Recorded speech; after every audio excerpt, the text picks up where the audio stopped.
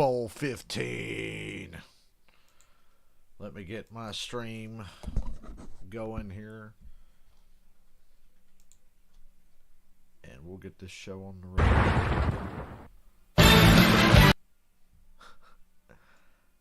The official Tank Bowl music. Alright, boys and girls. They're doing the national anthem right now.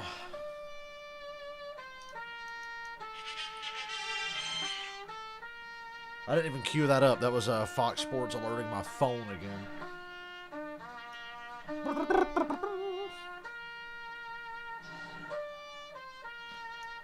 Is that Chuck Mangione?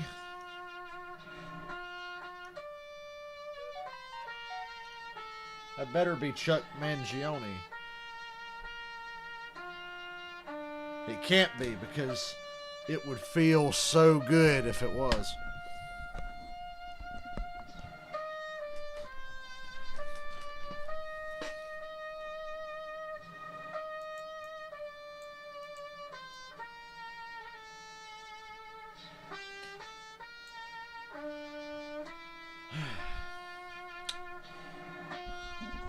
Happy Thanksgiving, or should I say Happy Tanksgiving to you and yours, especially if you're a Dallas or a Washington fan.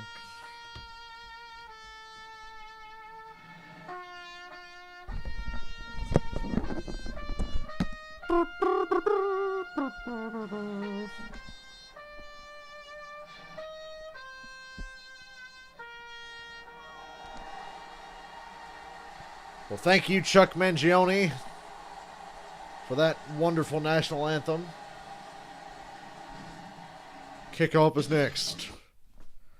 Oh, man. I'm just now recovering from my meal earlier. Like, really recovering.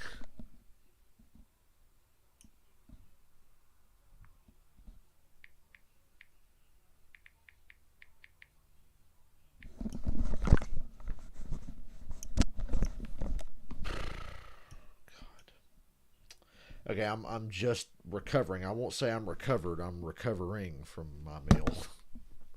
That was like the most I'd eaten in months.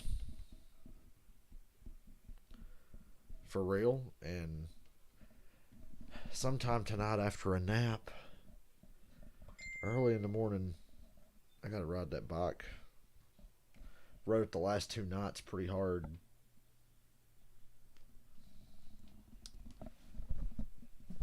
I feel like I need to tonight. Don't know if we're working tomorrow. I couldn't tell the tone of my dad's voice. He didn't seem too enthused about the concept of working tomorrow either, but he and I are usually pretty in sync about that kind of thing. So I can tell by his way of saying it. He's like, oh, you want to work tomorrow? And I'm like, yeah. And I was like, what time? And he's like, I don't know. And I'm like, okay. I mean, it ain't going to hurt my feelings if we don't, or I don't. So there's a strong possibility, even if they do work tomorrow, I ain't fucking going. It's a fucking holiday, dude. I gotta chill, especially after that meal I ate. Okay, so like halfway through the fourth quarter of the Lions and Texans, I laid down on the bed just to rest a little bit, and I ended up dozing off for about 45 minutes. I took a good little siesta. I kept just awake enough to be up and not miss this game. My body was like, okay, you can sleep a little, but, you know, there's a game coming on. I got to turn the fan on. It's actually hot in here. I got my window open. I got to turn the fan on for a little bit. Turn it on low, cool me off, because it's pretty warm.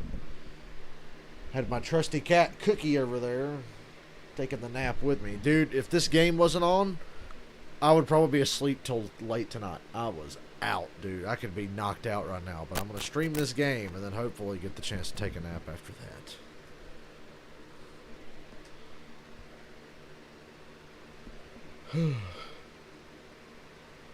Here's my phone. I got an alarm set. Like, what for?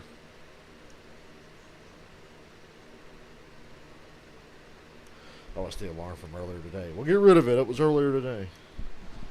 Boy, I'm lethargic. I could be taking a nap right now. I was out like a lot, dude.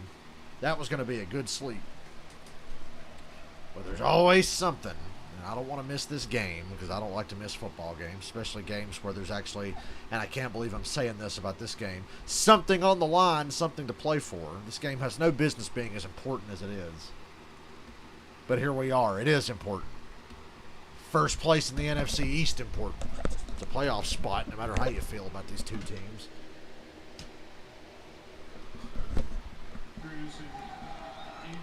Earlier this year, Washington kicked the ever-loving shit out of Dallas. I hope they can do it again so I can go take a nap.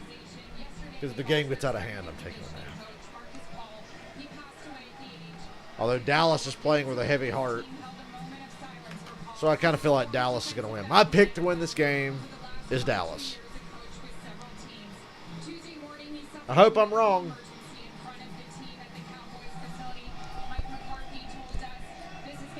I hope I'm wrong, but I think Dallas is going to win.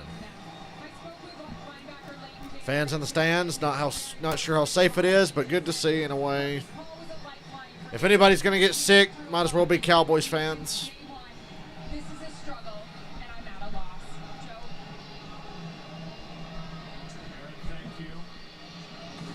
For the team headed off for the national anthem, a group prayer, and now the decal on the back of the helmets honoring. Yeah, I think the Cowboys win this game. Washington will receive. How many times will I call them the you-know-who today? Take a drink every time I call them by their former name. The team with no name. This better be a good game, because like I said, I could be asleep right now. First place on the line. He's making his third consecutive start, as Christina Pink said earlier. And this is an offense, Troy, that looks to throw the ball a lot to their running backs. They really do. They run a lot. What? A team with Alex Smith likes to throw the ball to the running back? You're kidding. I don't believe you. Oh, shit. I changed the channel. Whoops. Okay, I didn't miss the first play. Gain of 4. After I'd accidentally hit the channel button. I don't want to watch the Goldbergs. I want to watch football.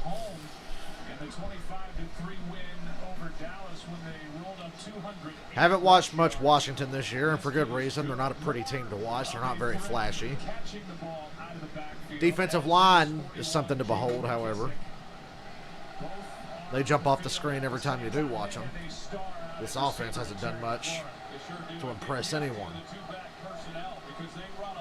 But Dallas is good for helping teams get right, so we'll see. And it's a check down from Alex Smith. Ooh, what a tackle by Van Der Esch. Loss of 1. Van Der Esch, not usually good in coverage, but a hell of a tackler and a great run defender. And he gets after the ball. He'll strip it. Washington, 18th in rushing, 24th in passing, 28th overall. Yeah, this offense is not spectacular. If their offense just played half as well as their defense did, this team might actually run away with this division. 3rd and 7. Here comes heat on Smith, and down he goes.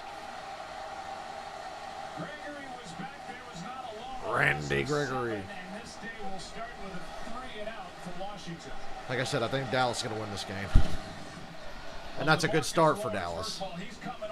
Unfortunately, Dallas has to win because they can never just die quietly because they suck.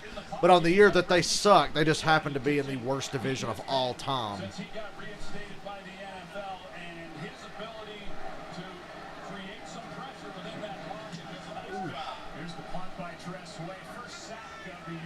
CD Lamb's the returner.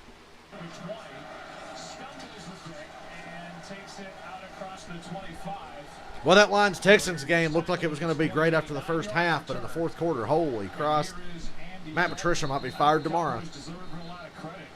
Hell, Matt Patricia might be fired by the end of the day. It wouldn't surprise me to see it come across the screen. He's a 3-time Pro Bowl quarterback with Cincinnati. The rub on him was that they didn't win any postseason games, but he racked up a lot of wins, and now with Dak Prescott going down in week 5, they lean. We have our first sad injury music of the day. Somebody on special teams for Dallas is down. Oh, Jesus Christ. See? Oh, just to amuse myself. During commercial, let's take a look at Sony Direct.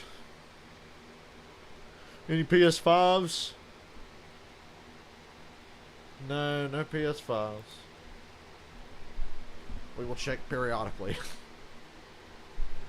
Get this, our GameStop is going to have a grand total of 2 PS5s. I'm going to get there at midnight, and if people are already there, I'm just going to leave. I won't bother. We're going to have 2 PS5s. What kind of shit is that?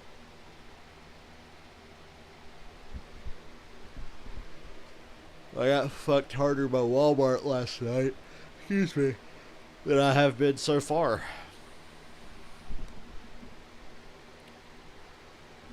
I was at the final step of confirming the purchase and everything, and bought the PS5 and then got told it was sold out and got my money back. It's like, wow, thanks. They honey-dicked me so bad last night for that PS5, Walmart did. So Walmart, fuck you. I was checking the shit out, had my address in, confirmed everything, and then I get told they're sold out and they give me my money back. That's some bullshit. And now I've got like a 2% shot at getting one of the 2 PS5s at my local GameStop.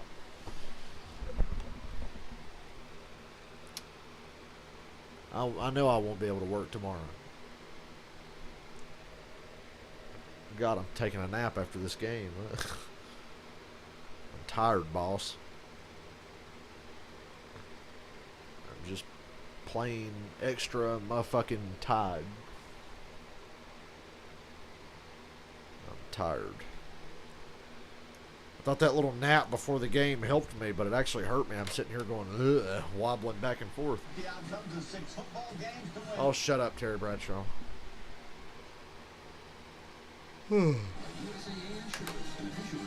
Andy Dalton versus Alex Smith, just what you always wanted. We are going to be rolling the clock back on some of these plays we'll see here today.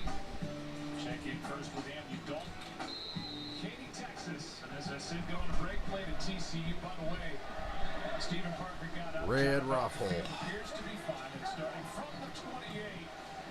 First pass is incompletion. Good throw. Gain of what, 7? Gain of 5. Dalton to Dalton. That sounds like a CBS drama back in the 80s. Murder, She Wrote, followed by a new episode of Dalton to Dalton. Good except for those of you out on the West Coast. Shut up, Joe Buck. Nice way for Andy Dalton to start this game. Come out in an easy completion. Here comes Zeke. 4.5. I think he's just short of the first. Depends where they spot it.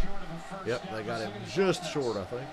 And this line, Troy, which has undergone a makeover here over the past couple of weeks. And the big news is the 6-time Pro Bowl. You better be ready to sling the ball around today, because I think Washington, Obviously, he's a great player they're going to get after Dalton and they're going to key in on the run. former teammate of mine, Larry Allen, that To their credit, they do it good. They do it very well. 3rd and inches, I'd die if they stuffed him here. It's nice when you've got a guy who's as great as he is and is as versatile. Nope, Zeke breaks through and gets a nice gain for a first down. The numbers are down for Ezekiel Elliott. Zeke came alive against Minnesota Sunday, and that was a good run there. The recurring thing with him now is that he gets better throughout the season, but this year, my God, it's taken him a while. Sunday was the first time he looked like Zeke. Yeah, it all ties in together. There's no doubt about that. And I know the numbers would say that he's not played or not had the year that he's had at other times, but just watching him, he still has great vision, still has great power. I just don't see the burst or haven't seen the burst here in recent weeks. Woo! Washington was all over that. Chase Young. Chase Young. And the number 2 overall pick from Ohio State, a loss of 2. Good play. A pretty active group up front. Potentially one of the best decisions this franchise has ever made, Chase Young. The tackle, and so they're not able to pass that off. It's a nice game that they run there on that side of the ball. The Cowboys don't handle it very well. Expect to see a lot of that. This is a pretty active group, and as we've talked about with some of the issues with this offensive line, they're going to get a lot of those types of looks. Oh, wake up. 2nd down and Oh, Dalton wrapped up. Oh, he gets it away. Incomplete. Off the hands of Elliott. Dalton was about to get slung to the ground, and he threw it up, and it hit Zeke's fingertips and fell to the ground. Now, that's more of what I'm expecting to see today with Washington. 3rd and 12. First place is on the line, guys.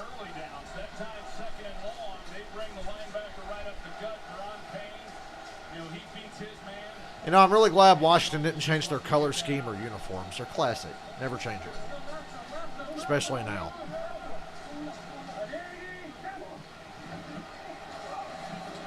Ugh, boy. Dalton taking off up the middle. First down, I think. That is just a product of the defenders being hesitant to go in and hit a quarterback. And he dived forward and got just enough for the first down. Lame. Boy, can't you tell who I'm cheering for?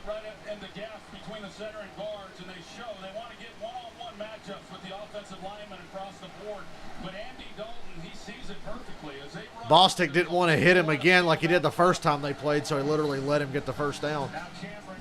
And now Cam Irving's down, boy.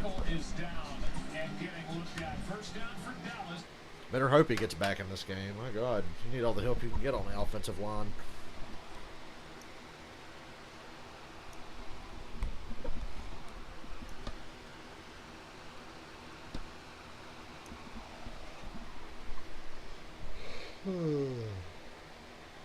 Happy Thanksgiving.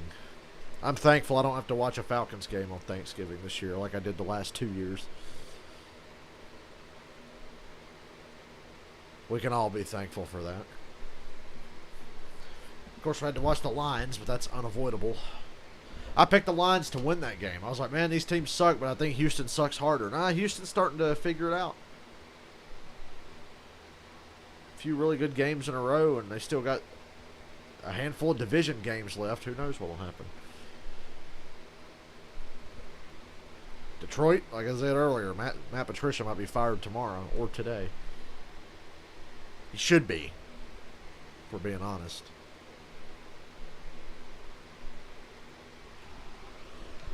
Ravens number 8. Hello. How you doing? Happy Thanksgiving. I regret taking that nap before this game now because I'm still not awake. And these two teams don't exactly give you much to be excited about. But it's a first place battle.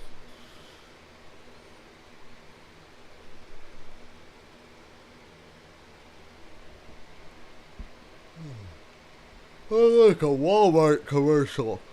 Fuck Walmart.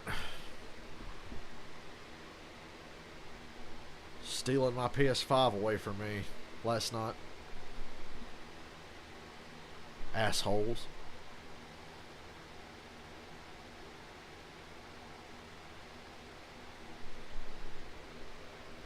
Oh, it feels good in here now that I turned the fan on and I've got the window open. This is the life. I just wish I was more awake.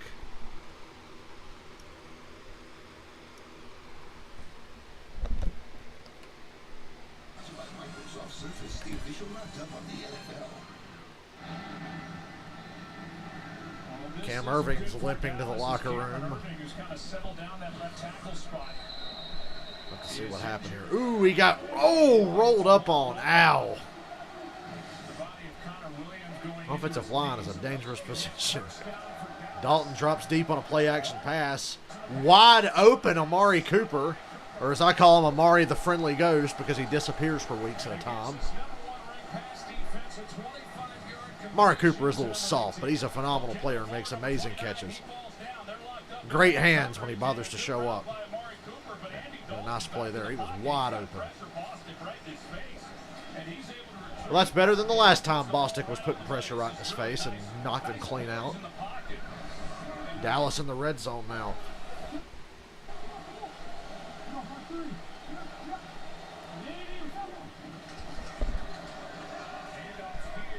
Pollard. Who's been a nice change up here over the last 5 games or so. For Ezekiel Elliott, gains 2 over the right side. Great start for Dallas. Here is the Washington defense, and as you saw, that defensive line. Their defense is up front. It is. They've got 4 first-rounders up there, and 5 if you count Ryan Kerrigan, which you should, because he is not playing as many snaps as he had been throughout his career. But he's Didn't Kerrigan request a trade earlier this year? More play action from Dalton.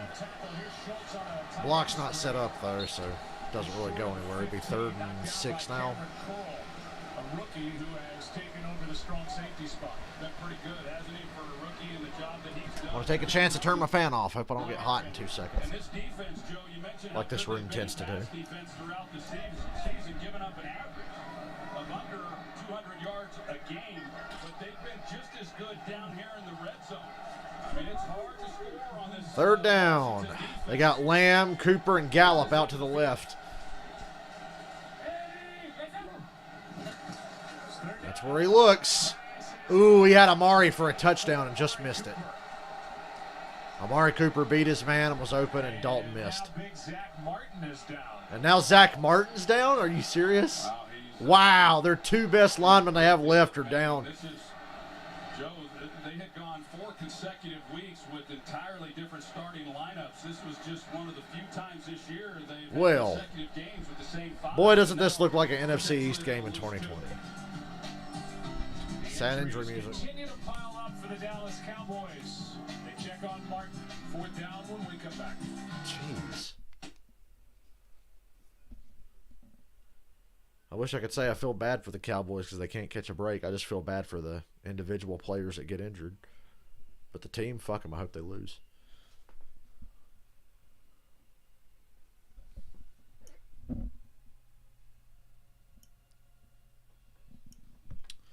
I ate way too much and it's fucked me up for the day.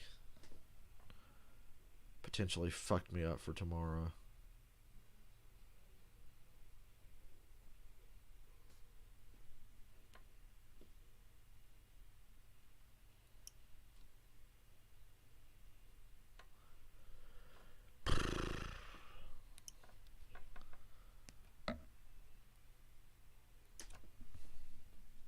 It's that macaroni and cheese, dude. The homemade mac and cheese. I've been talking about that for weeks on all my streams. That's what did it to me. That's what kept me going back to get more food. I gotta get more macaroni.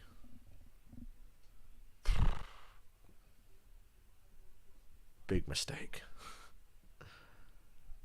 Much mistake. Such regret.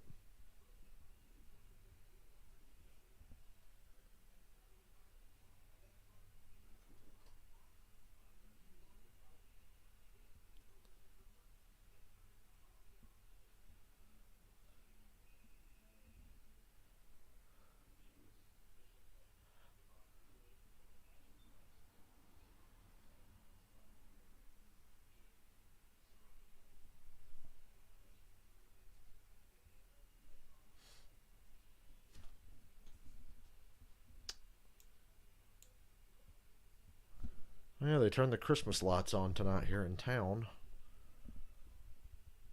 Unfortunately, I'll be awake to see them. God, I gotta take a nap after this game. There's just no doubt about it. I gotta take a nap. Come on, one of these things needs to blow the other out, so this will be a short stream.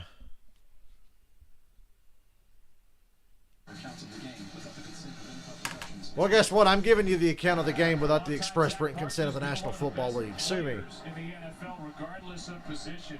Do this every week now. There was a field goal attempt. Who he replaced, has come into the ball game, and now the field goal unit is on as Zerline will try from 33.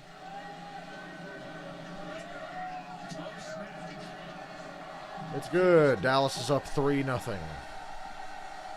very painful opening possession for the Dallas Cowboys, and Mike McCarthy is 3 points wasn't worth it. Tackle now, and now Zach Martin.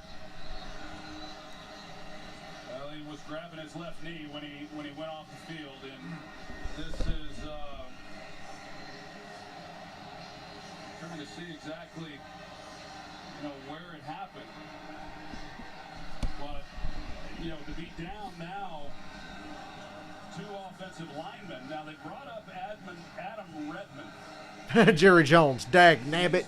That's what it looked like he said. Dag nabbit. Joe at right tackle, and if something else were to happen, Adam Redmond is primarily a center. He can play guard, and Joe Looney, he's got some flexibility too. Gonna have to dig deep onto that bench today to find offensive linemen to finish this game. He's got his work cut out for him, and having those contingency plans ready to go. And really, when you look at the big body of work here by Philbin this year, Tyron Smith, the 7-time Pro Bowl tackle, started week 1. He's on IR, out for the rest of the year with a neck injury. Lyle Collins didn't play a snap.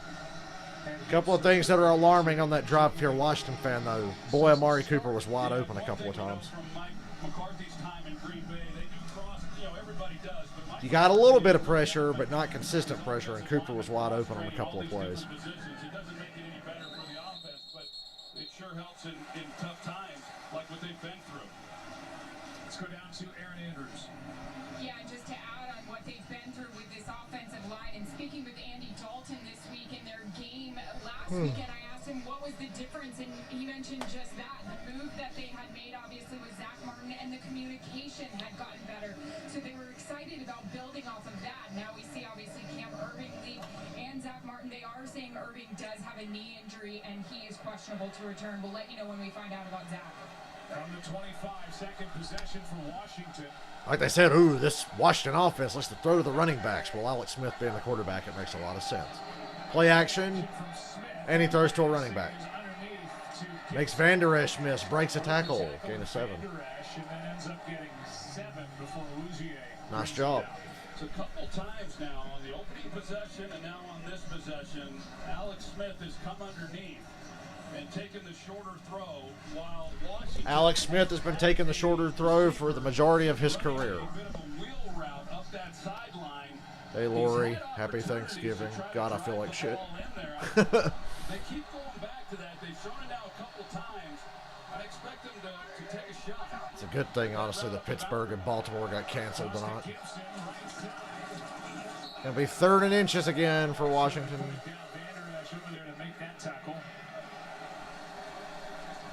About half a yard short of a first down, it looks like. Well, we look at this defense, like you said, Joe, and the improvements that they have shown. Since the Van Der Esch is all over the field so far. 3 games, they've played a lot better. Now, against Pittsburgh, they pretty much shut down that running game. They went into the Minnesota game knowing that they were going to get a heavy dose of Dalvin Cook. And there's Mike Nolan, the defensive coordinator. They really didn't have an answer for it. They were able to win the ball game, and we all know, everybody that's watching this game knows what Washington wants to do. The question is Dallas going to be able to handle that? And it's a first down? Think so. Yep. That was close. That about got blown up for a big loss. Just good effort by Barber.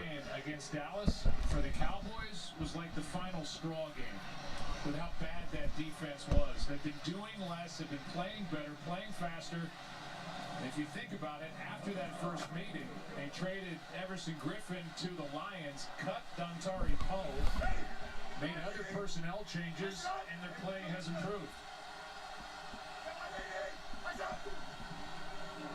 It's a reverse, and it's a pass from the tight end. McLaurin, wow, what a catch. Wide open, what a catch. Thomas was late on the throw. McLaurin was wide open and had to make a catch as he got hit. He was the shorter throw, but instead he decides that he's going to drive the ball even further down the field, and then he hits Terry McLaurin. I mean, it's a pretty good read there by Logan Thomas, who, you know, they've done some different things with him. Heck, they put him in motion. He ran a quarterback sneak last week. Smith looking deep. Wow, Alex Smith throws down the field. Incomplete. Trying to get it to McLaurin again. As Awuzie got over there and knocked it away, and Donovan Wilson, the safety, was there as well. It looked like Donovan Wilson might have been the reason why this ball wasn't caught, because I thought the ball was perfectly thrown by Alex Smith. Let's see if McLaurin got his hands on it. Sure did. I mean, I couldn't tell if a hand was in there by Awuzie. But, yeah, Aluzier got his hand on the ball. But Donovan Wilson, I mean, he's really done a job since he took over for Darian Thompson. He had a couple of forced fumbles in that game on Sunday. And going back to his rookie year, he was a playmaker in preseason. Then he had an injury, but he's really stepped up his game. Now Randy Gregory is injured. And look at him at the 40. We've already gotten word that Zach Martin is out for the rest of the game. So that injury is serious enough for Martin if they've already declared him out. No designation on Cameron Irving yet. We'll be right back after this. Another goddamn injury timeout. Jesus Christ. Is this the new body bag game? Only this time it's Dallas and Washington, not Philly and Washington. It's looking that way. Cam Irvin's back up walking around on the sideline. They're trying to get McLaurin hurt with the 2 hits he took on those last 2 plays.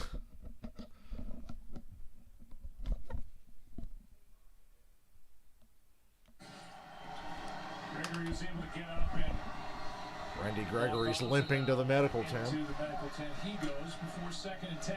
That's a big loss, as you said. He just got his first sack, but since he came back 4 games ago, I mean, he is man-to-man on the outside with McLaurin, but it's a run. Here's a handoff to Gibson. And a nice run. On 2nd down and 10 as he gets 6.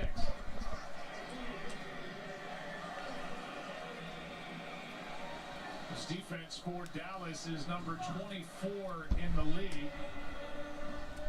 Where's Robert at? He'd be so happy about McLaurin making that great catch a couple of plays ago.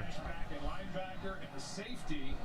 Donovan Wilson's made a big difference on the back end. He has, and I think they scaled back the game plans a little bit. I think they were pretty optimistic on what they could do when they came into the year. Mike Nolan wanting this defense to be multiple in their approach. They're down in 4. Smith loads up. Ooh, that should have been intercepted. The pass is incomplete. But there's a flag down. Making his first Cowboys start, knocked it away, but this is against Dallas. And it's against the Cowboys. Robinson, because he was able to get inside delivery. Pass was thrown, holding number 28 defense. Yeah, it's holding because it's before the pass is thrown. I was going to say, there's no way it's pass interference. I felt like he just got in front of the receiver and made a play on the ball. As you see, Cam Sims come in. What? He's gonna beat him. There's the hold. Yeah, there's the hold Right back there. And that's Little why hold. It looked like Had good position, read by couldn't make Alex the Smith. interception, He wouldn't have turns mattered it loose on anyway. time. It was an excellent job on his part. Of course, Rashard Robinson got his chance to play against Minnesota, and with Anthony Brown out today, he started the ball game. Brown back out with a rib injury. First down, Washington. Pass is caught. A nice grab by Gibson. He shows just how good his hands are. When you're running back on the same team as Alex Smith, you better have good hands. Interesting that he was in Memphis, and he was really primarily a slot guy. He ran some jet sweeps. He was more receiver. They put him in the backfield periodically. He had some nice runs, but Ron Rivera in the Washington scouting department, they viewed him as a running back. Ron Rivera said he reminded him more of Arian Foster, and he's been really good. Here he is, cuts back. 3rd and 5 now. Smith. He had 1 3rd down upcoming. I do think that in today's game, especially with as much shotgun as Washington runs, that he's kind of the back that's perfect for this offense. And to be able to split him out, he runs tough. He's a big guy. You mentioned 220 pounds, but when you're able to then create some matchup issues, look for them to try to isolate him on Jalen Smith or Leighton Vander Esch.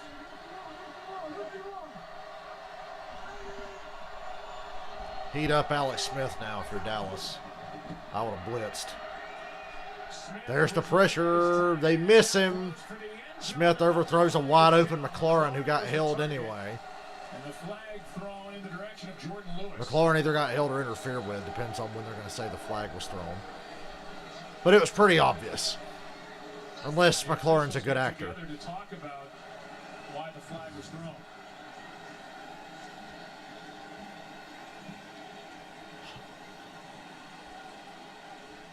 quarterback was in the pocket. Illegal contact. Illegal Number 26 contact. Defense. 5-yard penalty, automatic. First down. Boy, Skip Bayless going to be full of rage. Because I think they were the right calls, but they weren't like aggressive holding or illegal contact on that last play. Oh boy. You would expect it is they're putting DeMarcus Lawrence over on David Sharp, the right tackle. With Alex Smith is averaging a little over 3 yards per attempt, guys. And he's gotten pressure on Alex Smith. It's a bootleg. Check down. Gain of 6. And you can hear it up here. Gain of 6 though on first down. Well, Donovan Wilson, like we said, he definitely brings it. And what he's been able So for the record, once again, I picked Dallas to win, but I'm pretty much cheering for Washington. As is most of the country. done a lot of that, Joe. I really applaud the Cowboys in recognizing that some guys weren't contributing at the level that they wanted, and they jettisoned them for some younger players. First and goal at the 3. By Gibson. Well, they'll say 4. Crawford on the tackle, and Gibson, every time you look up, is touching the football. A gain of 5 here. That was a good job by Tyron Crawford getting there on the backside and making a play because there was a nice hole up front. This offensive line has really done a good job. Handoff again. Ooh, that would have been a touchdown, but they blew it dead. Stop that play with a false start. False start. False start. Number 82 offense. 5-yard penalty. First down. Already 8 touches in the game for Antonio Gibson. This was going to be number 9 Yeah. with the false start by Thomas.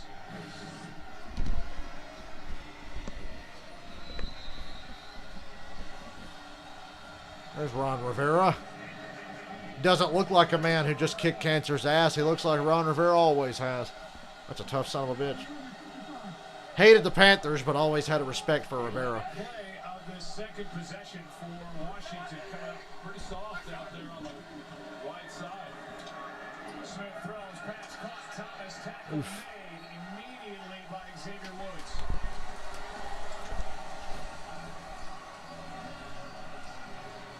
Second and goal. Logan Thomas, he's getting a lot of action here in the early going of this one. Already coming into the game with career highs in receptions and yards and touchdowns, and they keep feeding him the ball. This is big down here for the Cowboys. I mean, the improvements that they've shown defensively have been nice, but they have struggled all year keeping teams out of. Where is everybody? I know it's Thanksgiving. Fake the reverse. Touchdown. Yeah.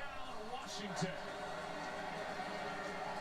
And that is already 9 Good drive. rushing touchdowns on the year for Antonio Gibson, the most by any rookie running back by a lot. Really nice job by Scott Turner. They bring McKissick here, and it helps get the angles then on the edge. It helps everybody. So there's enough movement, and that's what he did such a good job. You know, I remember a preseason where the Falcons had J.D. McKissick on their practice squad or whatever, and he was trying to make the team. Made lots of plays on special teams. Got cut. I can't imagine why we never get fucking kick returns or punt returns. With regard to the touchdown, Gibson, 5th straight game with a rushing touchdown, and Washington on top for the first time. Yay, go Washington.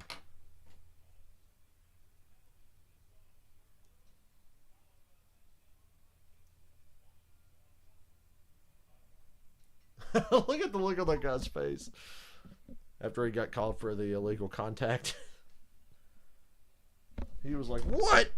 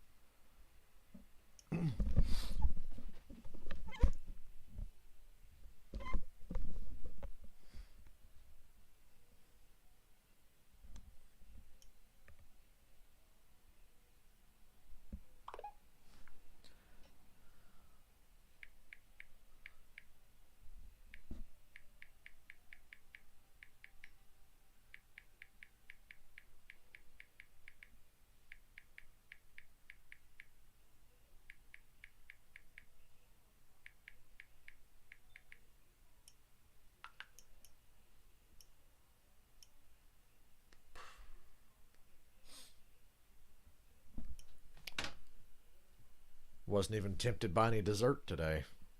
You don't even need dessert after you eat as much fucking macaroni as I ate. God.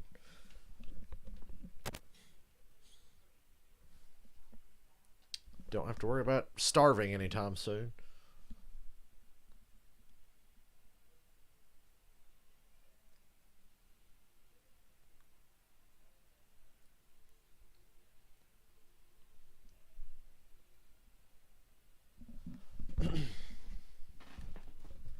Oh, I wish it would just rain like fuck tomorrow, but it's not gonna. So I'm sure I'll get that inevitable text at like 8 in the morning. Are you up? Should just ignore it. Oh, hey, Robert. Just now saw your comment. Oh, you just now posted it. That's why I just now saw it. Trying to wake up over here. Didn't sleep great last night. Took a nap before this game for less than 40 minutes, and my body's like, why are we awake right now? We should be asleep. I could be knocked out right now. The Cowboys lost their left tackle and their right tackle. Lost Randy Gregory defensively when Washington just had the ball, as Washington football team is on top for the first time today, 7-3. The injuries on Dallas' side, Aaron, are piling up. Yeah, we saw what happened to Randy Gregory right here when he went down. He actually got poked in the eye. Gosh, training staff working on him right now, getting eye drops in him. They actually tried to put a shield on his helmet. And then you see Cameron Irving. He was questionable with the knee. He actually tried to come out, worked with some guys, tried to push off. Keeps shaking his head no to the medical training staff, though, Joe. Yeah, obviously. I saw the illegal contact, yeah. Second possession for Dallas. No pressure on Dalton that time. First down to Amari, the friendly ghost. I see Amari Cooper has decided to show up today. Hey, Janet. You seem to have things settle down on the offensive line, and now you lose your left tackle, right tackle against this Washington front. Yeah, there's no doubt. And you're dependent on a lot of different people, as they have throughout this season. It's hard to have continuity. They lost all these players throughout the season. They've lost their starting tight end, and then, of course, the revolving door quarterback. Delayed handoff to Elliott. Turn that into a gain of 2. I think this offensive line, though, Joe, Connor McGovern, the starting right guard, it helped him last Sunday, playing alongside Joe Looney and Zach Martin at right tackle. Just as a young player who's, hadn't started many games, to have those veterans next to him, and now Empty backfield, heat him up. it definitely affects him as well, affects everybody with the community. Here comes a blitz. Quick throw. Didn't get anywhere close to getting there. First down. As he gets 7. Not a really good blitz then. Puts obviously more pressure on Andy Dalton. I mean, they're not going to be able, you don't think, to run the ball the way they did against a proud Vikings defense, 180 yards. Could be the end of the first quarter right here. Mike McCarthy told us he wants to see Andy Dalton get out of the pocket more, move. He may have to. Andy Dalton looks like me right now. His face looked like he was barely awake. They go troops here. Now they're moving Pollard back. Originally, he was lined up as the lone receiver, and you would. Hold on a minute. I will be right back. They're going to commercial anyway.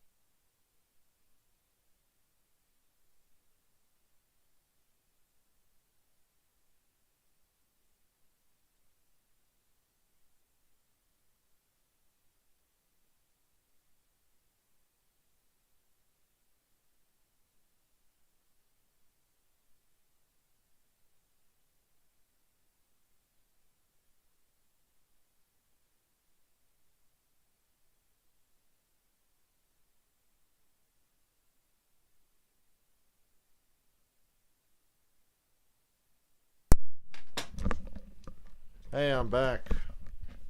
That was a fucking nightmare. 3rd and 1.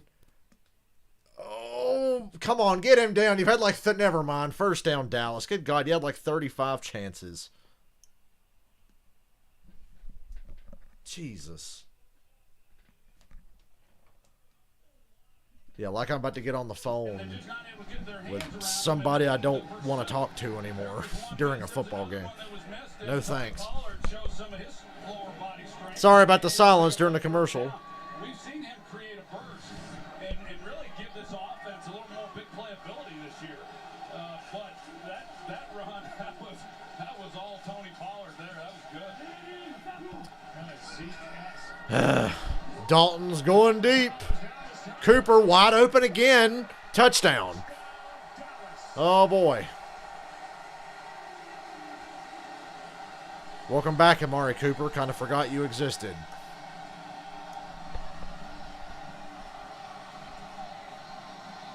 It is fucking hot in here. There's nothing to this other than it's just a flat foot race with Amari Cooper. Ronald Darby, Oh, Ronald Darby's the corner. That explains a lot. And Cooper just runs right past him. He even loses where he is exactly when the ball was in the air. This is a defense. They haven't given up just a ton of big plays. Good job by Tony Pollard on Chase Young picking him up. The play before that's the one that hurts worse than the touchdown. You should have had him off the field on that run from Pollard. Raiders in 2018 just loves playing in this stadium. Jesus. 36th career touchdown catch for Amari Cooper. 54 yards for Well, at least I feel validated. When Dak Prescott went down, I was like, Andy Dalton's fine. But I couldn't have foreseen just how bad the Cowboys were going to play for the first month after Dak went down.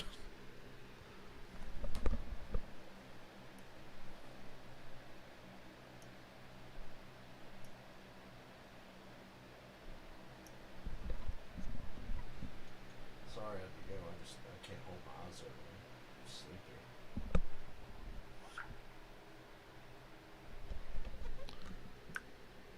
I'm sleepy. Jesus.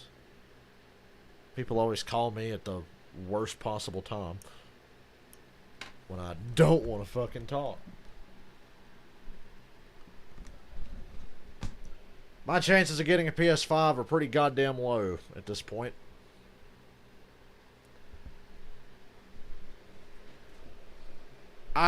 That last night's the first time I got genuinely mad because it was like, all right, confirm order, you're good. All right. And it's like, oh, nope, they're sold out. Never mind. Here's your money back. It's like, wow. Thank you very much. Haven't been blue balled that hard since my prom. Just kidding.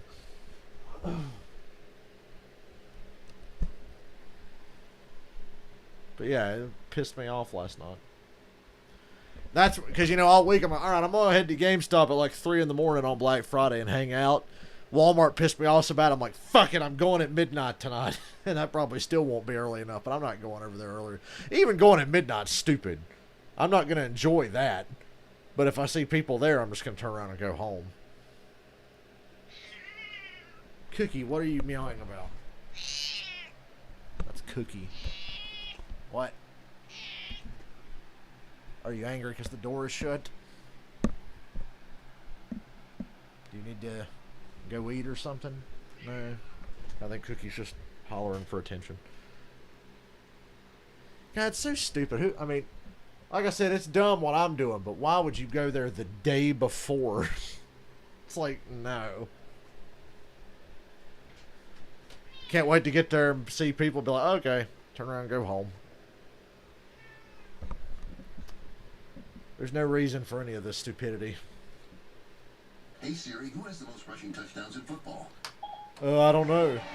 Cowboys Siri. have their second longest play from scrimmage Cookie, this shut the week fuck in up. Season, their longest touchdown of the year, 54 yards. Lay down. Andy Dalton, who, since Mike McCarthy came here, Dalton at the same time. Dalton has impressed McCarthy with his arm talent. That was Washington should be feeding on this Dallas offensive line as injured as it is. Johnson on the return. But they're really not. Out across the 25, maybe 28. Let's take a look at the Cowboys on Thanksgiving, just by the numbers. The tradition started in 1966. Played 36 times at Texas Stadium, 11 at AT&T, even 5 at the Cotton Bowl, 8-1. That's the record against Washington. Lay down, Cookie. How about 455? The passing yards by all 8. I was going to bring a chair and just sit out in front there and just watch something on YouTube and listen to music for a few hours. Honestly, I'll be relieved if I see a line already there when I get there. Like, you know what? Good. I don't have to be a part of this stupidity. What if nobody showed up and I'm like one of a couple of people there? Hang out.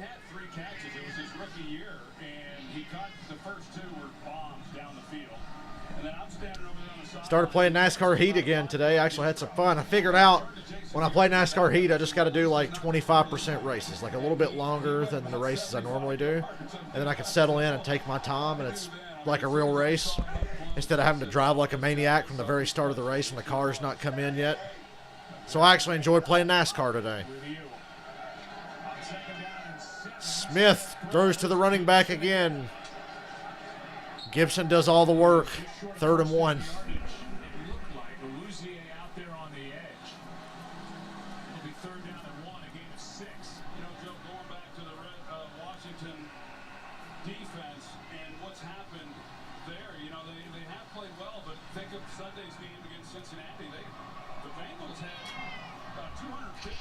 You don't shut the fuck up, Cookie. Lay down and shut up. I was going to put on a couple of jackets and go sit in a chair. We'll see. First down, Washington. Nice run. Hey, there's Sean Lee. No idea why he's still on the Cowboys roster. He must have, like, photos of somebody in the Jones family to justify him still being on this team. Because Sean Lee hasn't made an impact on this team in, like, 4 fucking years.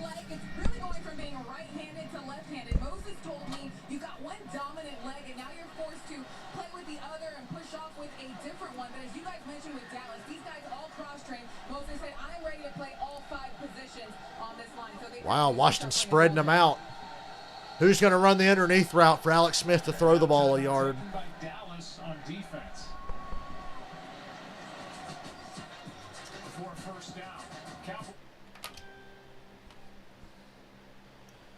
Boy, if this cunt doesn't stop tagging me and posts on Facebook, that's it. I'm actually just going to delete her.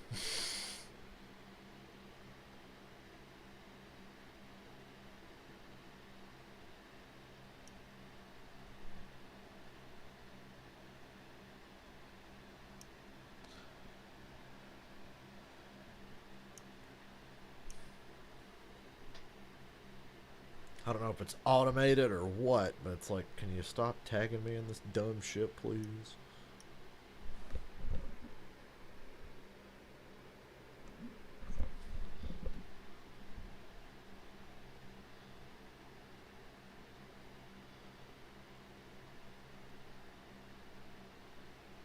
Why won't this? Never mind. Why do I even ask anymore when something doesn't fucking work? Because half the time, nothing works.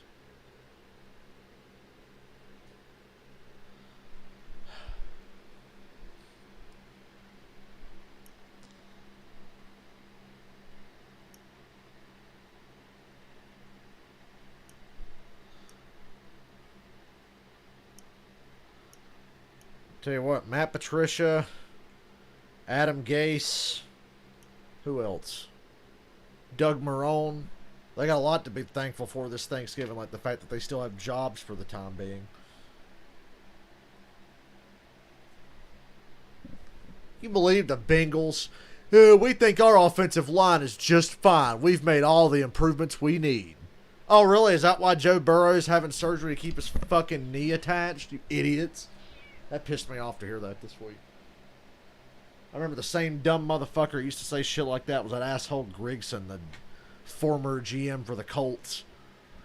When he actually said that, well, Andrew Luck he needs to be used to playing with a bad O-line now. He should be used to it, so get over it. It's no big deal. You play with a bad offensive line, just deal with it.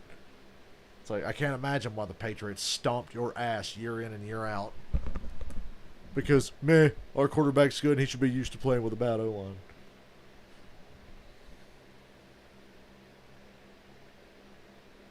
It's like, fuck you. Behind every great My God, it's Norv Turner. Coordinator is a great woman.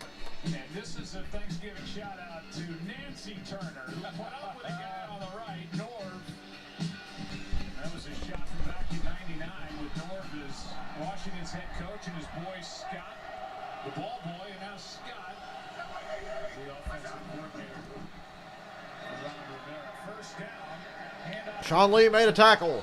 Brought down eventually by Sean Lee. So Nancy helped raise Scott. He's done a nice job with this Washington offense. Yeah, he sure has. Scott Turner learned from one of the best to ever do it, and his father Norv, and they've served together on the staff the last couple of places that they have been together, and most recently in Carolina with Ron Rivera. But Scott Turner now first-time offensive coordinator, and it started out as a struggle. They were bowling with some young players. Uh-oh, it's that time of day in Dallas where the sun is blaring onto one side of the field you can't see.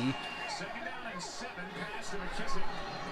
First down plus. And that's the direction Washington is going in, straight into the sun. Catch and run of 10 by McKissick, who has third most catches by any running back in 2020. Your punt's going to hit the video board, and you can't see when you're going down one side of the field. And I think one of the things that Alex Smith has really helped them with when he took over, Kyle Allen was doing just fine, but still a young player. He got injured. Alex Smith is able to get through the progressions. He's able to get to his Ooh, they spread him out again. receivers much quicker than what any of the other quarterbacks could. Pass is caught by McLaurin. It's the tackle of Lee. Troy, how about big number 99, Gain of 8. Antoine Woods, who is 6'1", Boy, the sun. bailing out of the defensive line, and he was back in coverage. I bet those guys, they just light up when they get to do that. He's up here standing up, and then all of a sudden he pulls out. He's carrying the inside slot receiver down the middle. And that's the Tampa Bay cover too. Antoine Woods, he's the one taking the guy down the middle. Second down and 1. Carter gets it first down. Another run for a first down. 6-yard carry by It's the best of Washington offense has looked in I don't know when. I do think, Joe, when we look at this Dallas defense and the improvements that they have made, I think Mike Nolan is a good football coach. Oh, fuck you, Troy. Troy Aikman just lost all credibility. He said Mike Nolan's a good football coach. I beg to differ. Mike McCarthy very much wanted that, and the defense just struggled with it. 5 year, however long, 2012, 13, 14. What, 3 straight seasons in Atlanta, and our defense was never better than 24th? Big run. First down. On first down, he picks up 13. Donovan Wilson has to bring him down. Well, they bring in Peyton Barber. He's a downhill physical guy. They get him, a handful of carries each week, and that hole up front by this offensive front, really good. Like I said, they knew Minnesota was going to run the football, and they really didn't have an answer for it. They ran for about 125 yards, and we know that Washington wants to do the same. Smith. Another check down to a running back, but it works out. I know that the defense for Dallas has improved, but if you're Washington and you took it to them in week 7, running the ball, throwing the ball to the back, throwing the ball to the tight end, Logan Thomas making the Oh, it's a fumble Rooski. Gets a first down. If that had been better executed, it really would have worked. Showing off all the gadget plays, a gain of 6. Well, this is pretty interesting. You see McKissick there, number 41. Good play design, but Washington was a little slow to get going. I think they could have scored on that. Either way, it's first and goal. I never actually saw it come back. I didn't either.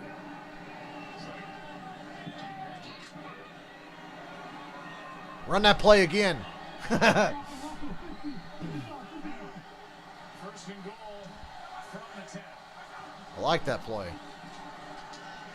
Oh, look, he checks it down to the running back, but he drops it. Take a drink every time Alex Smith checks it down to a running back. Locate the football. Oh, there it is. And now, yeah, Alex Smith gets it. He kind of walks over, and there you go. I mean, that's the old fumble rooski from Dave Remington. That's what I just said, Troy. In the 80s. I mean, that's, Old Troy's not listening to me. And he said Mike Nolan's a good football coach. Well, that would never have happened. That wasn't in your playbook? That's this new generation of offensive play callers. Didn't Bum Phillips run that shit with the Houston Oilers? First and goal, now it's second and goal.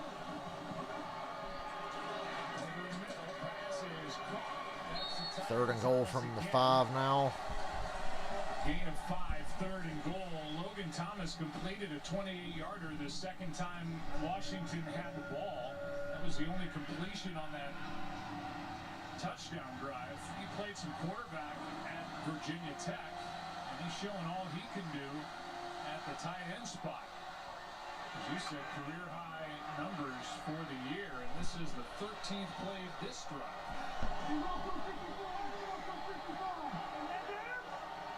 Thomas 3 catches, 15 yards. Empty backfield. Third down and goal. Receiver Smith Gunshaw. and now Smith throws it Out of bounds, incomplete. Here comes a field goal. McKissick fell down. Don't know if that was the primary target, but once he hit the deck, Alex Smith had nowhere to go with it. Well, McKissick and Logan Thomas, when McKissick splits out, the two of them run into each other essentially and trip each other, and that's exactly where Alex Smith was going with the football. You know, so What a Alex shame. turns and starts to But are we surprised? turn loose. This guy's on the ground. Now DeMarcus Lawrence limps away. Almost Marcus Lawrence, who was like the defense version of Amari Cooper, he disappears for long periods of time as well. 10-10. 10-10. Washington, Dallas. Thanksgiving in Arlington. Good one. In this matchup in the NFC East. Can't believe this game is for first place. You gotta be kidding me. Cookie, I'm not gonna start this with you. You want out of here? Is that why you're groaning? Yeah, you want out of here. Why don't you go to the door next time? My other cats are smart. When they want out, they just go sit at the door and keep looking at me. Cookie just comes over to me and starts going, "Wow, wow." I don't know if she's hungry, sleepy, or wants out. Then I go open the door and she takes off. Yeah, Ravens Steelers got canceled tonight. Well, it's been moved to Sunday, but it's probably not going to happen Sunday either. There's been a lot of positive COVID tests in the Baltimore locker room. Hopefully it'll get moved to like Monday night or Tuesday night.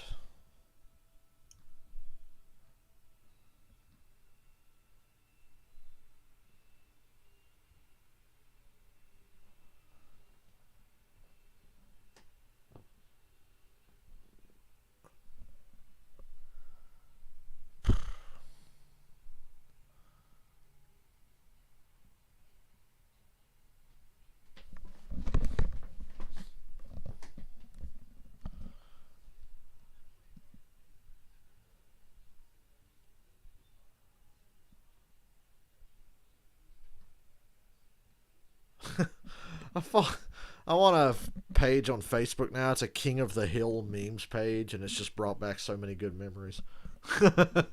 All the stupid shit people post from King of the Hill.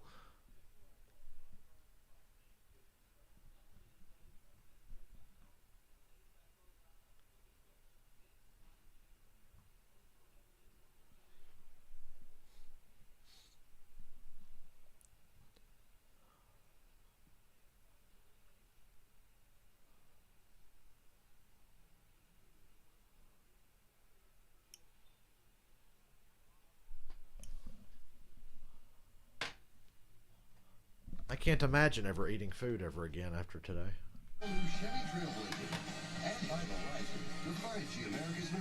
Maybe one big dump later and I'll feel better.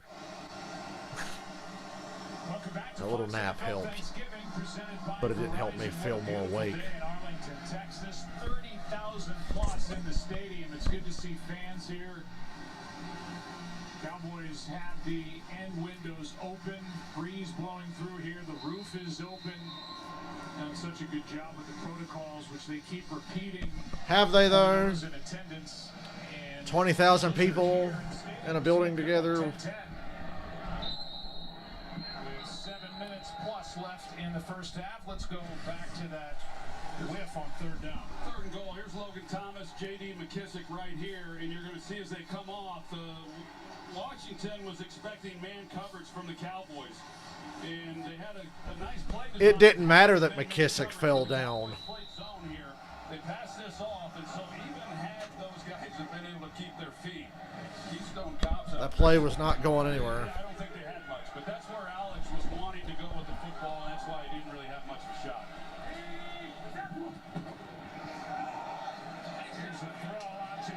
Nice catch, Michael Gallup.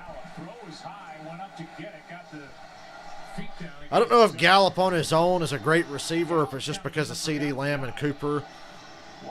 But, man, he makes nice catches. He's very athletic.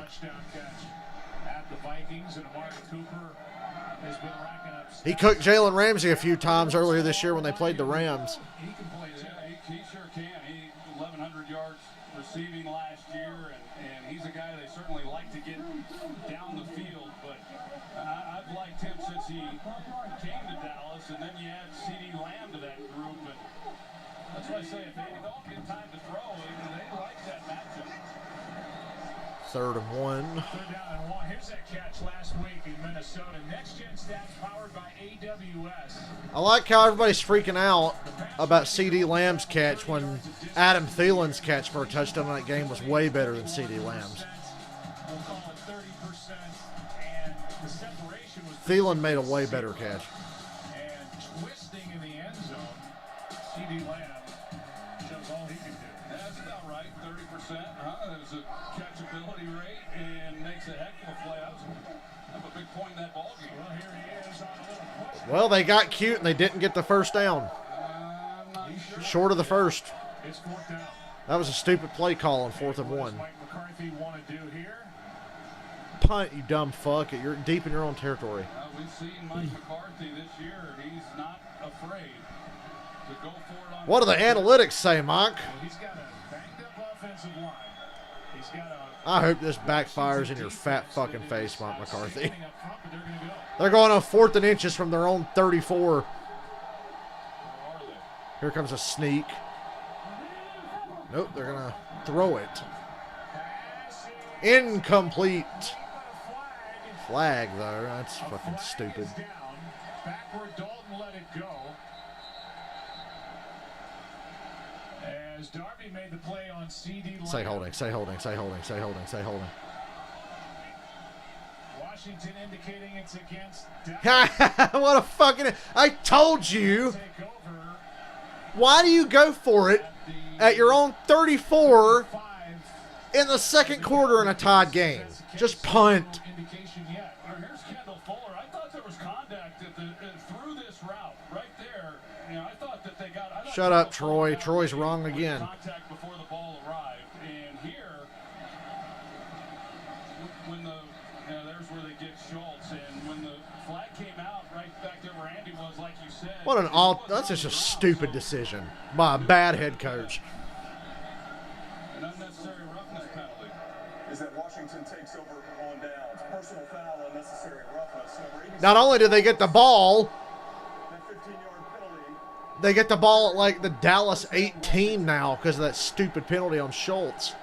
Way to go. Goes for it. Wow, I'm amazed how stupid this team is. And come up empty and then get the personal. Mike McCarthy, ladies and gentlemen. Mike McCarthy of the Dallas Cowboys. Dallas 20 for Washington in a 10-10 game. Fucking morons. I told you to punt.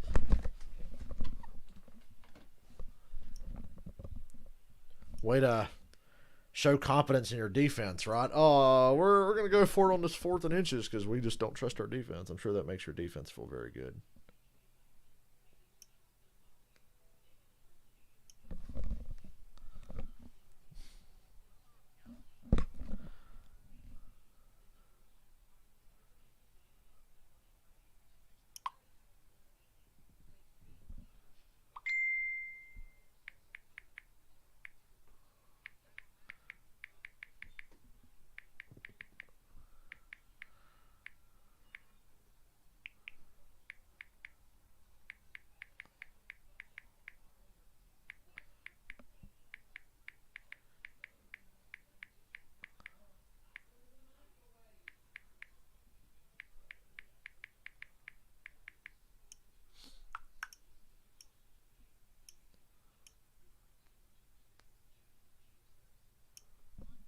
Did anybody else actually believe that that was going to work out for the Cowboys?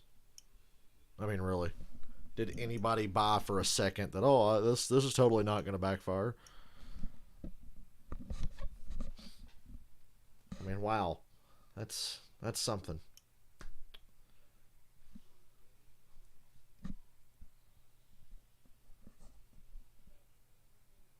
Skip Bayless, obvious pass interference. Shut up.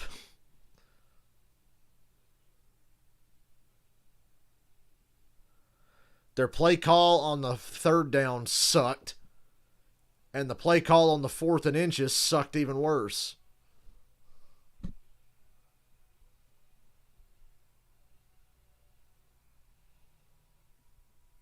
Somebody please explain what they were thinking.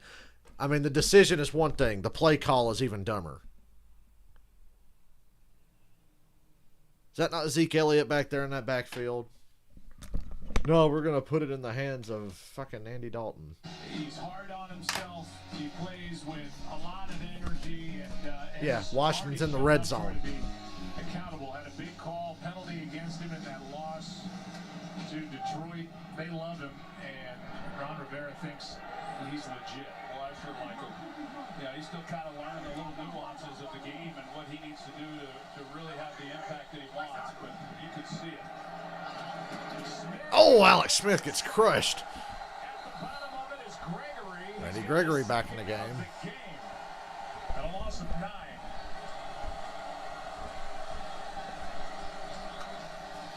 Let's go back to that 4th down call. Yeah, let's go back to this 4th down. Apologies, I said Kendall Fuller. This was Ronald Darby was the corner, but I did not think it was a bang-bang play. I thought that Darby came. Nobody cares what you think, Troy.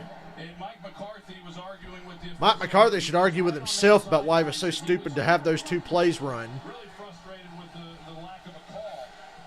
They set up Should be frustrated with his own damn play call. Big run. through the heart of the defense. 3rd down coming up. Okay. But he picks up 10. Gained 10 of those yards back. That's what Washington has been so good with is that inside run game, and they hurt Dallas with it the last time they played. And so Randy Gregory's able to get back there. He gets a sack on 1st down. Nice gain there on 2nd down by Washington. At least makes this a little bit more manageable on 3rd and 9. But a big down right here for Dallas. Marcus Lawrence back in there for Dallas. 3rd and 9. Giving McLaurin plenty of respect down here at the bottom of the screen. There's a safety back there. And the corner's off the line of scrimmage. He's creeping up, though. And Smith throws it to Gibson. Oh, it's McKissick. 1st and goal. 1st and goal. Went right around Jordan Lewis, picked up 12. That side of the field was the fear of McLaurin. That's what set that play up. It's really tough. I mean, they get the ball to McKissick. He's a dynamic player. You see how much field he has to work with. And Jordan Lewis coming up, and he wasn't sure whether or not McKissick was going to try to outrun him to the boundary, or if he overplays that, it's just one-on-one. It's awfully tough. This is McLaurin time here. Asking a lot on a player like McKissick.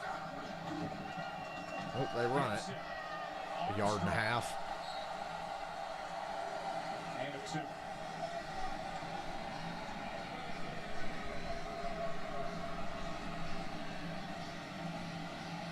Ron Rivera, who has been through so much.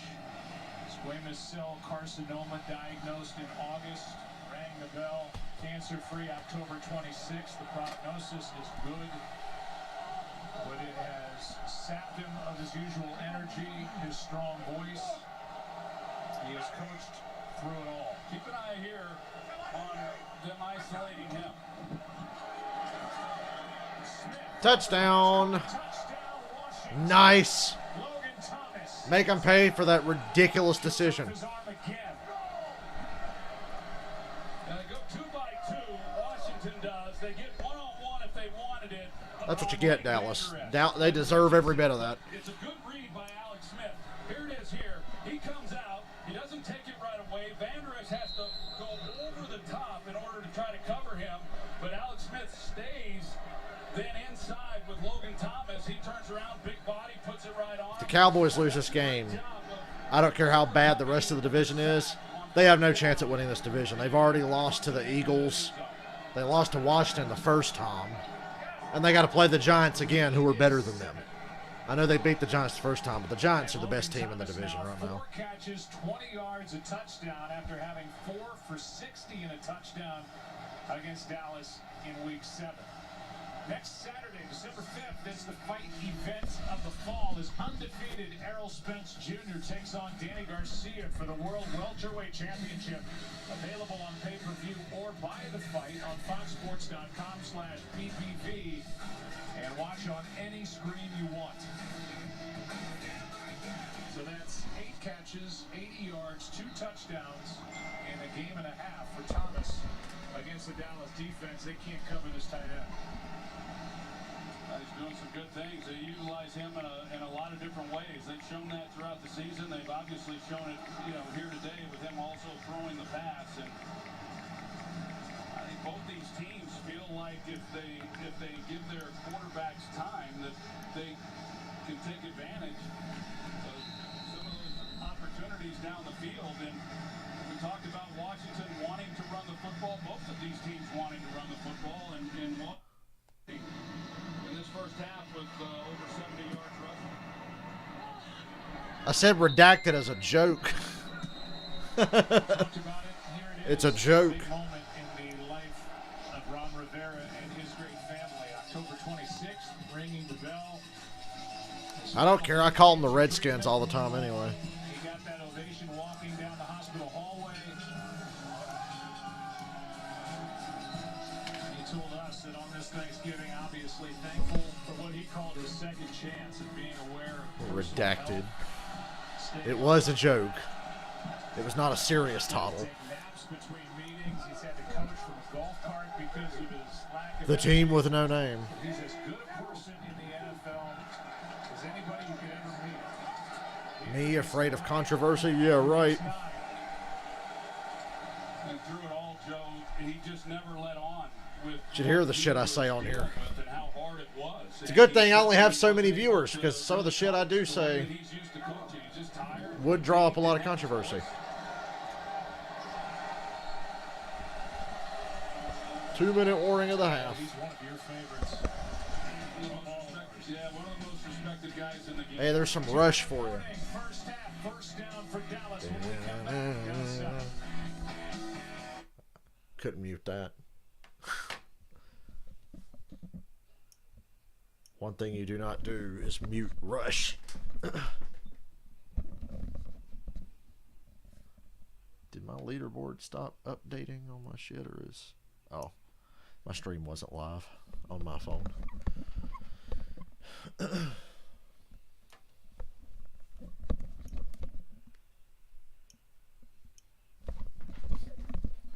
Hail to the redacted. Hail victory.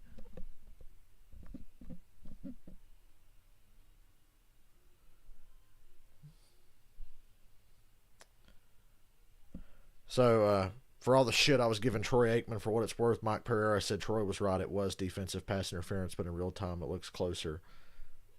Had it been called, there would have been offsetting fouls, and Dallas would have had another 4th down decision. And I'm sure, knowing Dallas, they would have made the wrong decision. So let's just say it worked out for the best. No matter what happened. Because Mike McCarthy makes a lot of wrong decisions.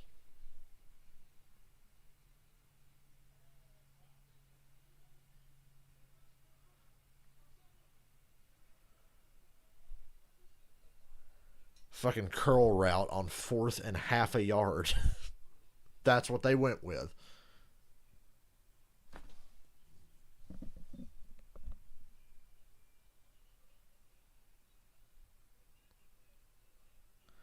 Does anybody... Well, I mean, most of my people watch my NASCAR stuff. I got NASCAR Heat 5 on PC. I need people to play with. I haven't played online in a long time in a racing game. And I don't want to play public lobbies because people drive like jackasses. You got to race with people you trust if you're going to race online.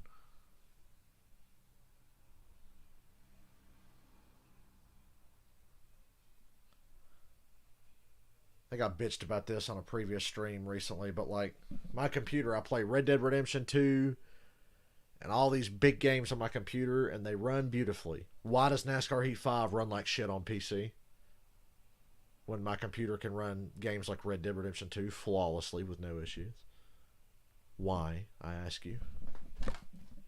Down at the 41, last points put up after the failed fourth down drive by Dallas. Set up a short field for Washington. They took it in. Washington not getting as much pressure as I thought they would today. And Dalton's getting rid of the ball pretty quick, too. Averaging over 100 There's Amari Cooper again. In his 18 career home games since coming from the Raiders, he's got 9 here. Touchdown earlier, 54 yards. Oh, there's pressure. Chase Young just crushed Andy Dalton. Woo! Call timeout, Washington. On the season for Chase Young. Chase Young just manhandles Brandon. Damn, son. Out there on the edge. You know, this is Washington should have called timeout there and get this ball back. You know, does not give a lot of help to his tackles. He never has. There's pressure from Kerrigan, who missed. Throws on the run. Michael Gallup, he's a yard short of the first down. And was Oh, that's a fucking bullshit spot. He's a whole yard short, and the ref marked it right on the line to game. Dude, that is almost an entire yard short. they are given the first down. You got to review that. That's not a first down. No, fuck that. Yeah, good. They're reviewing it. That's not a first down. Look to be short. Let's watch again. He's clearly short. He caught the ball coming back out of bounds, away from the line to game. Play is under further review.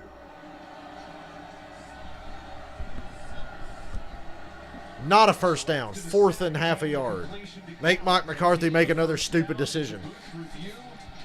We'll get the call when we come back.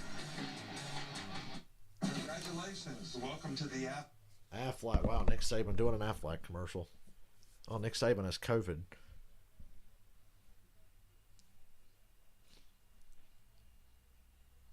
The more you know. I wish there was a Dolphins fan heckling Nick Saban in this commercial.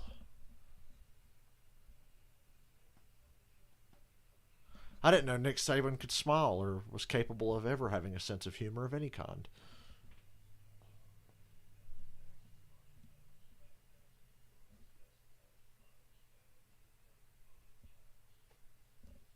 He's like the most heartless bastard in football history.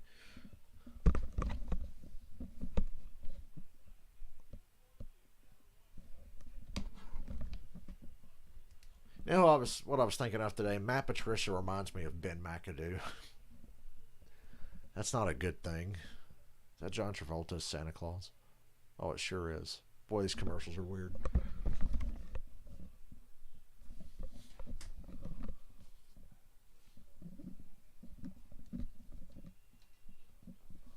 Oh, I forgot. Let's check PlayStation Direct and see if they got a queue going on here. They sure don't. Well, I got to sign in first. I always check Sony's website because they update and restock PS5s quietly. Nothing there. Hey, let's check Walmart and see if they've put up the next time they're going to restock. Nope. Oh, well.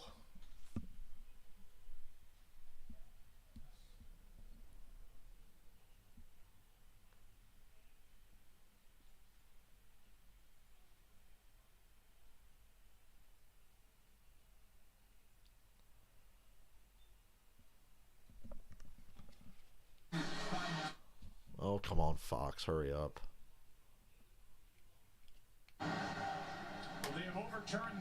Told you. 4th down.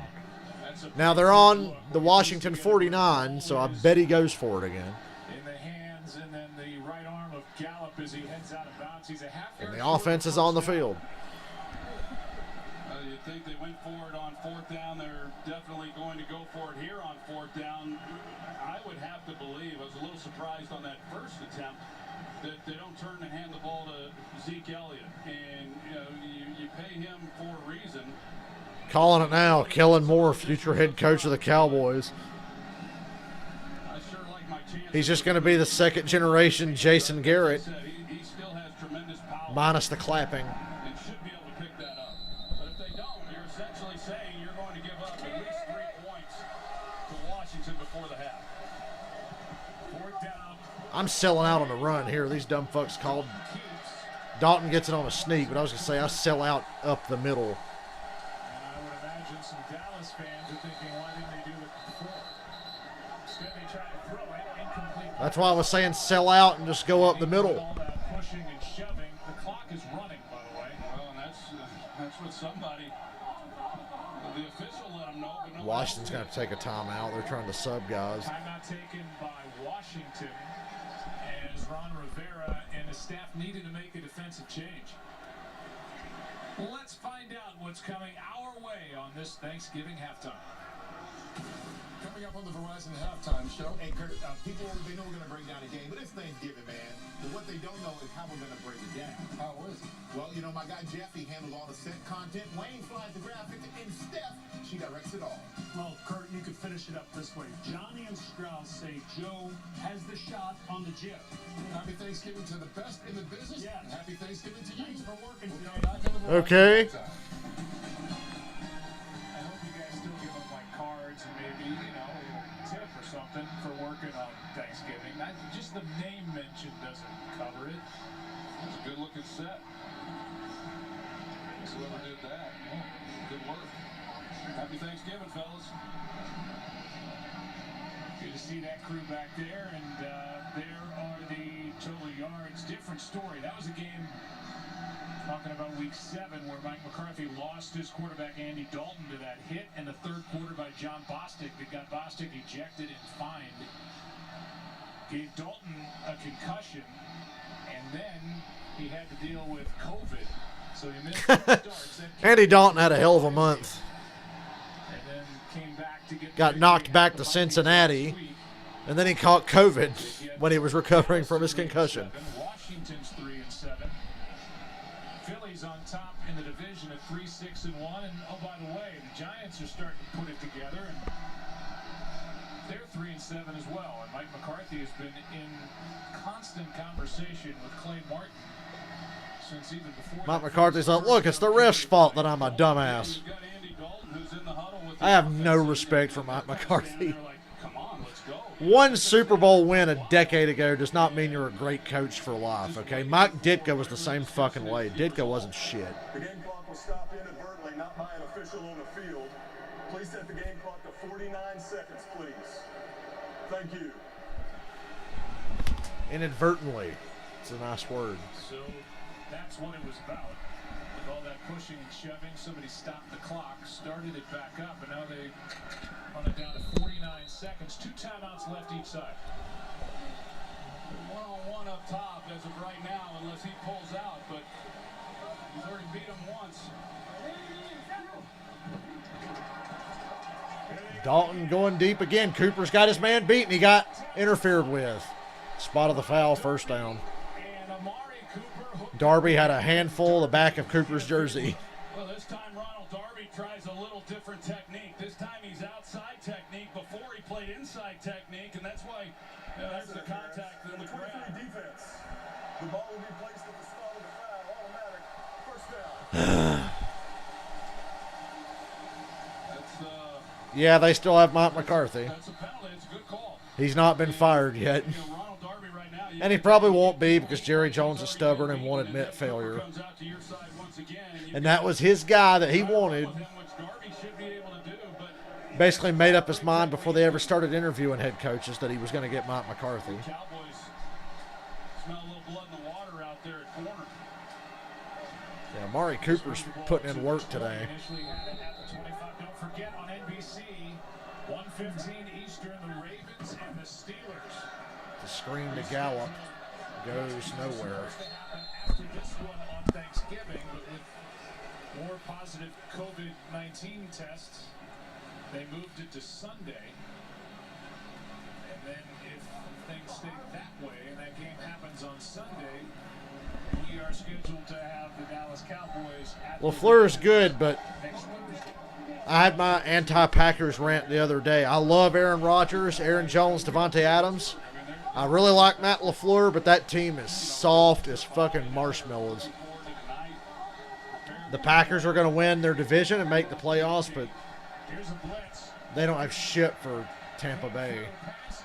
And if they played New Orleans again, I would be willing to bet they wouldn't be able to beat them. I have no faith in the Packers whatsoever.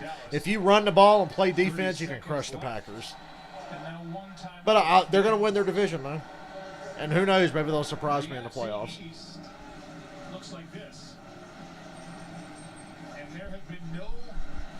That game Sunday they have with the Colts is just inexcusable. But if I'm a Packers fan, I'd be very happy with LaFleur after putting up with that Mike McCarthy horse shit. Anything's better than Mike McCarthy. Well,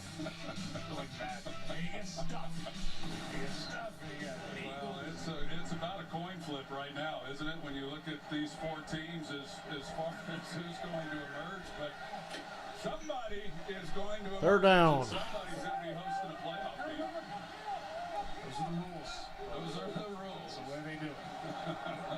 They're down and 5 now. Washington's threatening a blitz. They back out of it. It's a screen to Gallup. 4th down. Hey, Mike, why don't you go for this? Should trade my... Well, I can't hold one fumble against Valdez-Scantling. I can't hold that against him. I will say the Packers totally botched the draft this year. They didn't get Rodgers any help at all. They've got Devontae Adams, Aaron Jones, and a bunch of fucking scrubs, basically. Great job. I mean, the difference is, Washington, they've gotten down in there. They've been able to come away with some Hey, Mike touchdowns. McCarthy's doing the right thing. They're kicking the field goal. Settle for a couple field goals. Part of the Flying Fuller family. Kyle's brother, an outstanding corner with the Chicago Bears. Good play by Kendall there, and that brings about a 32-yard try by Zerline. Unfortunately, the kick is good. 17-13. I'll be right back. I need something to drink. Inside the booth. I'm Joe Buck. That's what a Hall of Famer looks like. And 19 times. 19 times you and I have been either here or in Detroit or back at your old stomping grounds on Thanksgiving. It's good to be with you. Well, thank you. Yeah, no, happy Thanksgiving to everybody out there. I think we all, it's been tough. It's been a tough period for a lot of people, and I know the Cowboys are dealing with a lot, but within all that, we still do obviously have a lot to be thankful for. I think of my time on Thanksgiving and working alongside of you all these years, and then as a player. I mean, it's been great being a part of this with the NFL and the Dallas Cowboys over the years, and of course the Detroit Lions from the broadcasting side of it. Yeah, you think about how different Thanksgiving is on this day. I don't need to remind anybody what 2020 has been like, and families going through what they're going through, whether it's personal loss or just illness or business or whatever. And it's nice to gather in front of a TV or a stadium. Heck, on a field somewhere, just throwing a ball around just to kind of get away from it.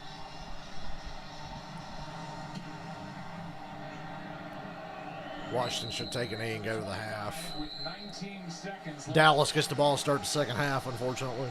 And I don't expect Washington, Alex Smith, I gotta run to the bathroom. aggressive here at the end of the half, but we will wait and see.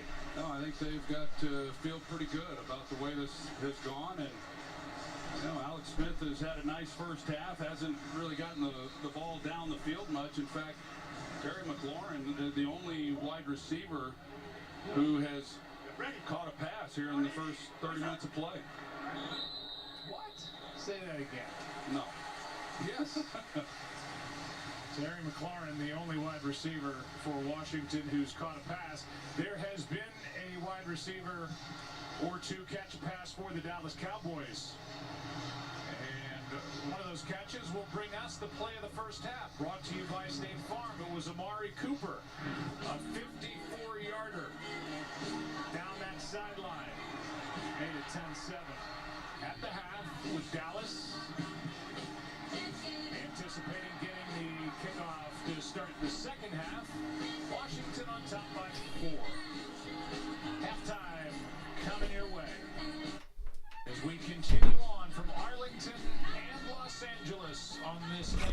I hate the fucking Cowboys.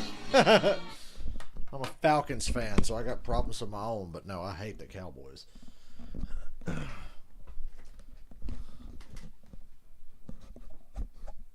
a Falcons fan, but I've always said I'm a Washington Redskins sympathizer.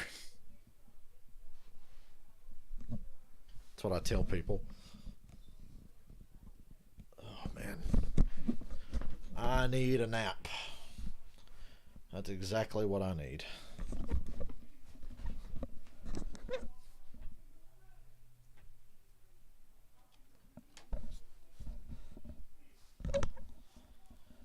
Let's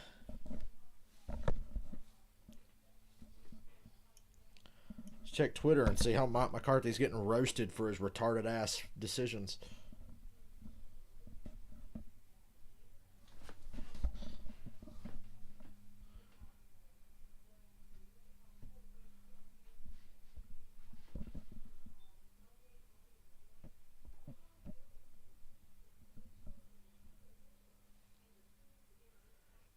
Lord have mercy.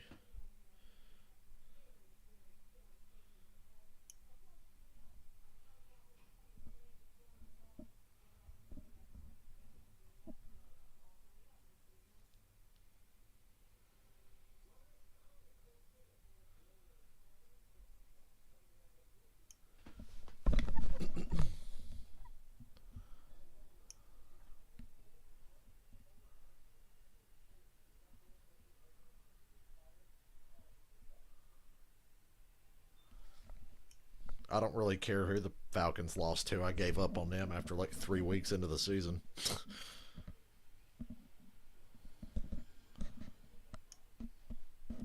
They could lose to Appalachian State, and I wouldn't fucking care at this point.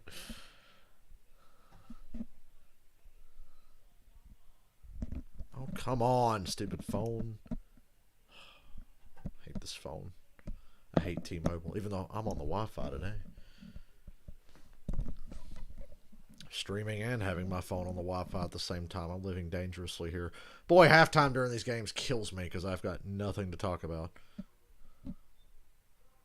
It's just a lot of fucking dead air.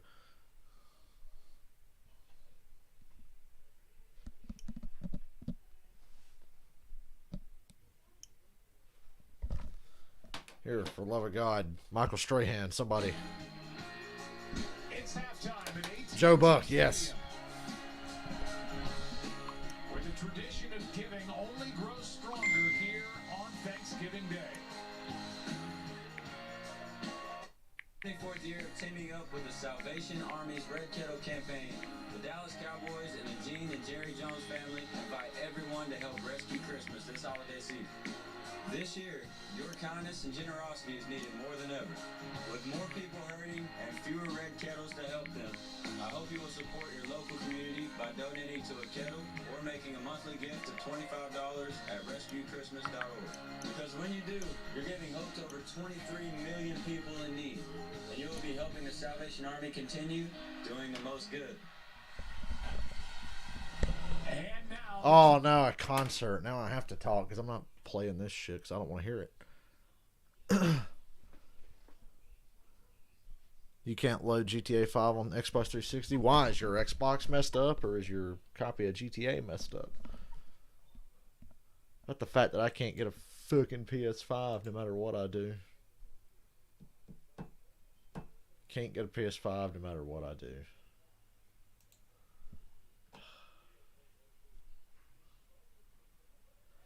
Hey guys, let's go to eBay and browse PS5s and laugh at the prices. That'll be something to do during halftime here. Okay, eBay, where you can find everything you could ever dream of for a ridiculous price. Ah, mute.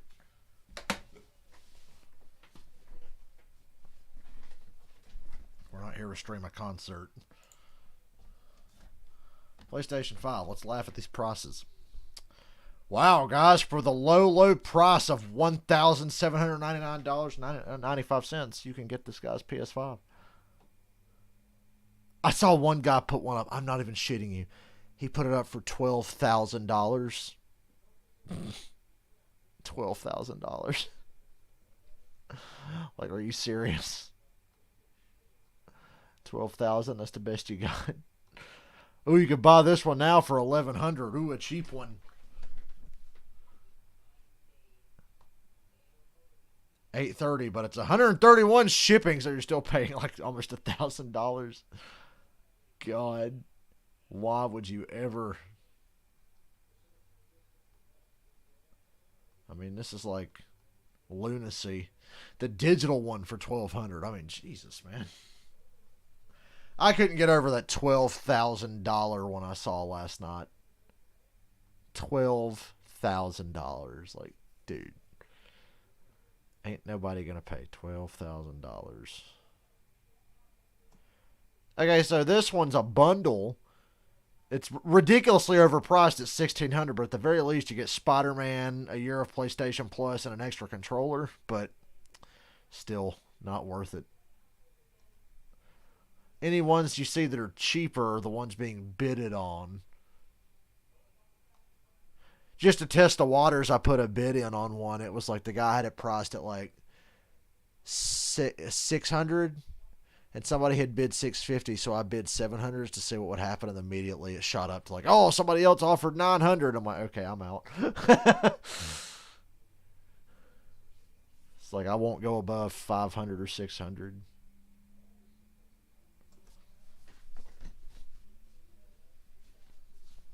Honestly, it's getting to the point where that'd be your only option, but I'm still not going to do it.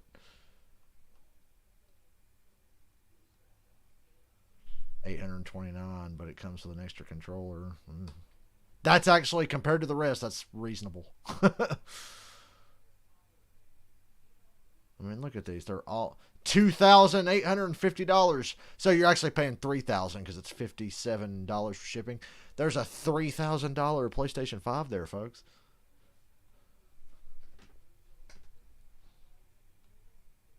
I want to see if we can find the most outrageous price, like that $12,000 one I saw. $12,000. There's a $2,000 one. Ooh, and he's got 4. He's got 2 digital ones and 2 disc ones. Gee, I wonder how he got those.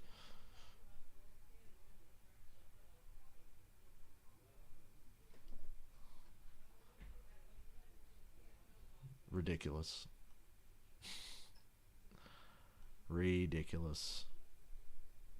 This one's only $710 with bids on it, but there's still 2 whole ass days left. It'll be over 1,000 by the time they get done bidding on it. Oh, guys, here you go. $3,300. Yeah. Reasonable, huh?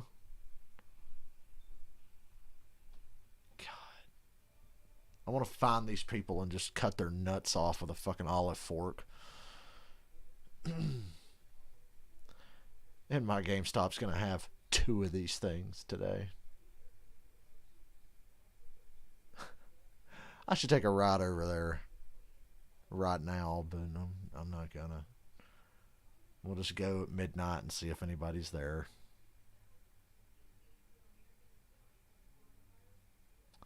$642, but there's still 9 days left for the price to shoot up to like $1,800, which it surely will.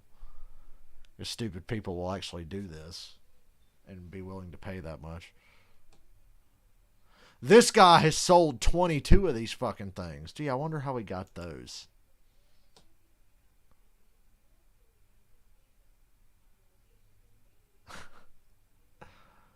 Ridiculous, man. Ain't this just fucking sad?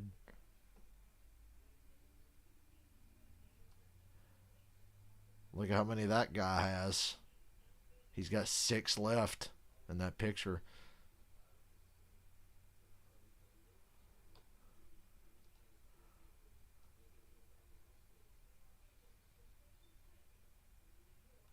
Like I said a couple weeks ago, pretty soon people are going to be out there sucking dicks for PS5s.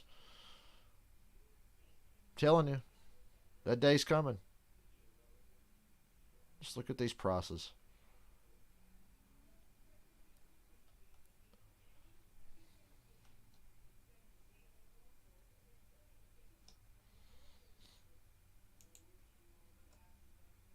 Can we sort by price?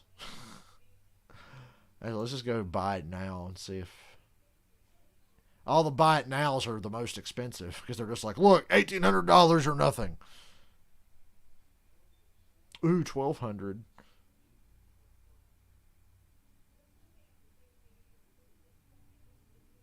Ooh, only a little over 1,000.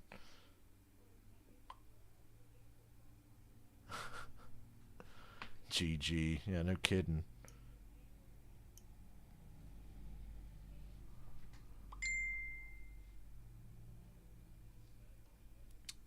Yep, all the buy it nows are over 1,000. There's not even a single one under. Oh, hey, there's one under. Ooh, $9.99. But you're going to be paying 1,000. This is just how I'm passing the time till the Dallas-Washington game picks up again in a few minutes. After that painful ass halftime show that I had muted. Try to find the one for 12. I don't see it now, but I saw it last night and I was like, you've got to be kidding me.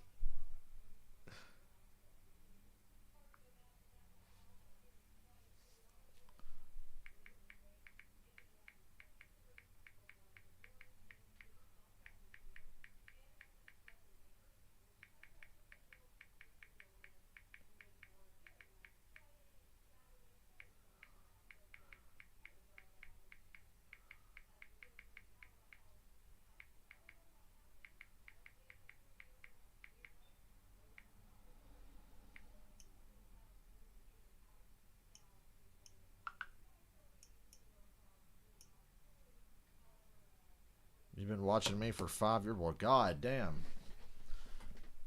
Thank you. 5 years, Jesus. It has been that long, hasn't it? Since I actually started uploading to YouTube. Yeah. Well, I would be uploading to YouTube a lot more right now if they'd let me buy a PS5. But I don't seem to be getting a chance anytime soon. I mean, this is like an odyssey looking at this bullshit. Let's go to StockX. They've got stupid prices as well.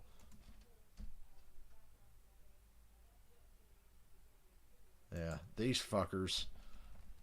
They charge you out the ass too, and then throw a bunch of stupid bullshit charges on top of it. Oh, there you go. You want a PlayStation 5 for $999? Oh, Christ alive. That's really what it's going to take for most people to get one.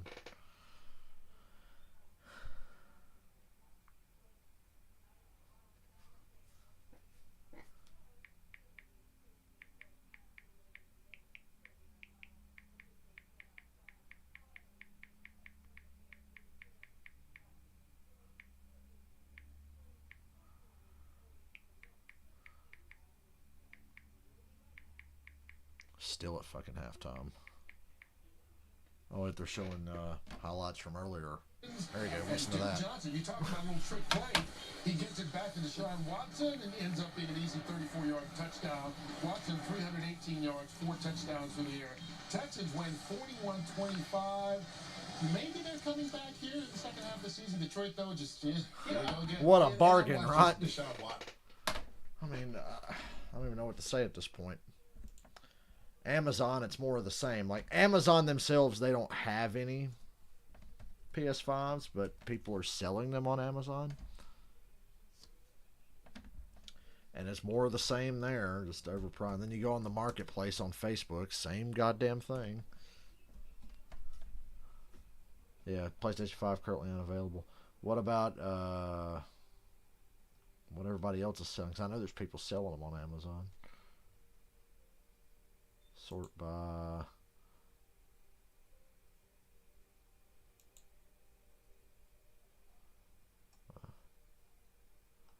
Well, I can't see what the people are selling for on Amazon. Just Google PlayStation 5. PlayStation 5.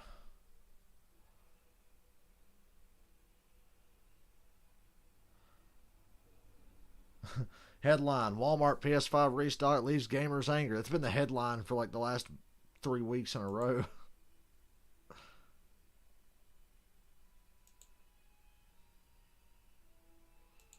Sony promises more PS5s. Yeah. Sure you do. Don't worry, guys. We'll do everything but put them in the store where you can actually go fucking buy them. I'm so irritated about that because they're like, well, to avoid crowds in the stores, we're not going to put any in the store. Even though literally every store in the goddamn world will be open on Black Friday and they'll be there buying other shit. But we won't put any PS5s in those stores. Except for the 2 we're going to put in your GameStop. Good luck being one of the 2 people there to get one.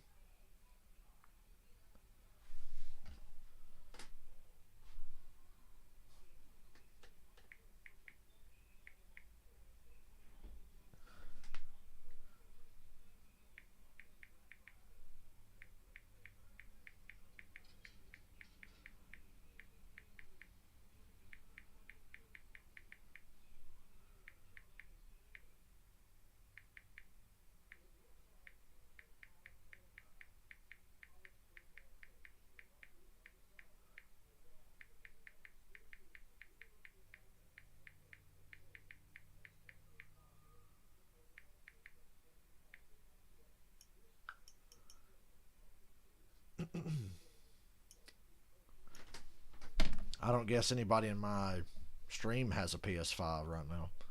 You guys weren't one of the lucky 10 across the country that were able to get one. Or the joke was, oh, they only made like 48 of them, so good luck.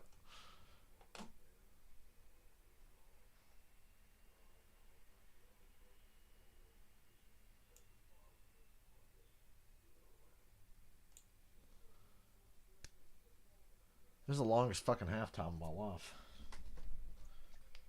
It's like they know. I want to take a nap before later. I seriously need a nap.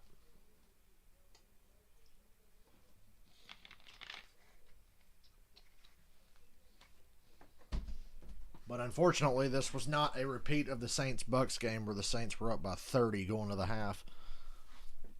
Or I probably would get off here and take a nap.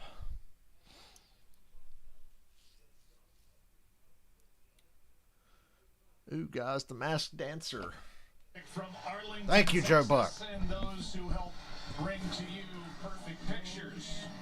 We keep with our Thanksgiving tradition and the theme of this year. These are just some of the many women and men who help bring you the NFL on Fox week after week after week. Cannot thank them enough. Take a break, come back. Second half. Oh, goody, another commercial. We came back for commercial to go to commercial again. Realize how great NFL games would be if you would just cut the number of commercials in half.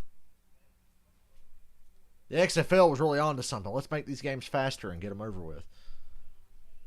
I like how Vince McMahon was like, nobody wants to watch anything for 3 hours. By the way, watch my show on Monday night. That's 3 hours. Hey, pal. That cracked me up. Nobody wants to watch anything for 3 hours, eh, Vince? It's like, wow, I mean, he would know because nobody watches his fucking show anymore.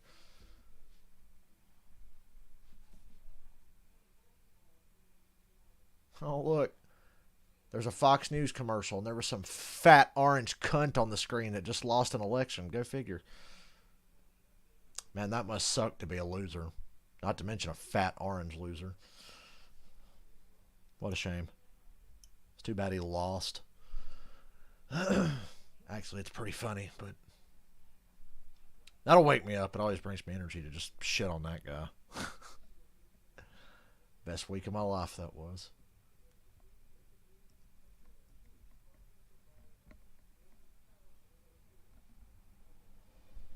So tomorrow at 1, I've got to decide. I want to stream 2 games tomorrow, the 1 o'clock game and the 4:30 game. The 4:30 game, we're doing Chiefs-Bucks. But as far as the 1 o'clock game goes, I don't know what I'm streaming. Probably Titans-Colts, but Ravens-Steelers, if it happens, which I doubt it does, is very tempting.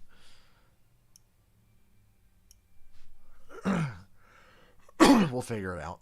Probably Titans Colts though, because I don't think Ravens at Steelers is going to happen Sunday. Did I say tomorrow? Tomorrow's Friday. Sunday is not tomorrow. Sunday. Start of the second half in this important game in the NFC East. Washington on top. It's a very important game. Dallas gets the ball to start the second half. Finally, more football. Suffered injuries to their starting tackles on their offensive line early in this ball game, and they have suffered since, especially in the run game. Let's check in with Aaron Andrews.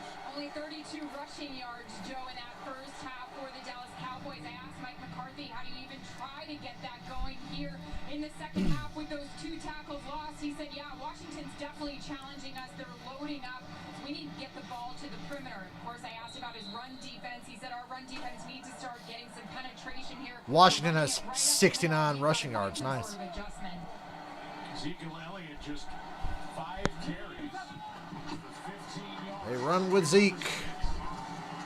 Nice gain, 6 yards. Maybe getting the ball would be a good thing. Injuries or not. Get 6. Let's check in with Christina Pink. Well, hey, Joe, once again, Washington having success on the ground against this Dallas defense. Ron Rivera telling me they just like the matchups with their backs against the Cowboys, safeties, and linebackers. We also saw a lot of Logan Thomas in that first half. Rivera is saying that Dallas is sliding a lot of the coverage over to Terry McLaurin, which has left the tight end open. Defensively, they got to do a better job on third down in the second half. McLaurin didn't see a lot of action in the first half. Me and Robert want to see more of that. Oh, Zeke fumbled. Washington recovered. I think Washington recovered. Zeke might have been down, but I think it's a fumble. I guess they said down by contact.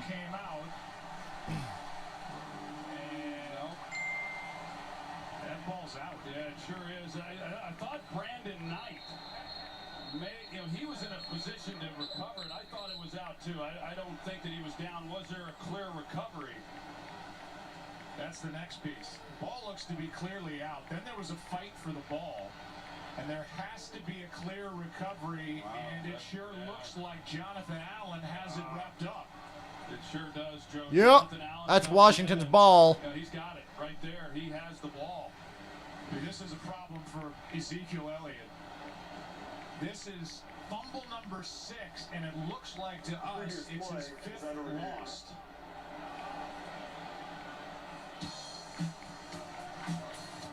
'20 has been the year of the fumble for Elliott. A challenge by Washington. Looks to us like they'll get the ball. Oh my God, they're playing Our Love's in Jeopardy, baby.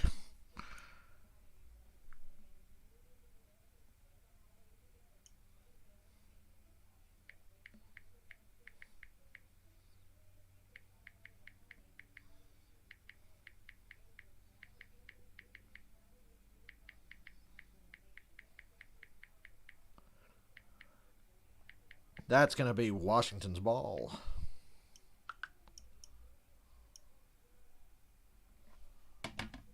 Second half off to a great start.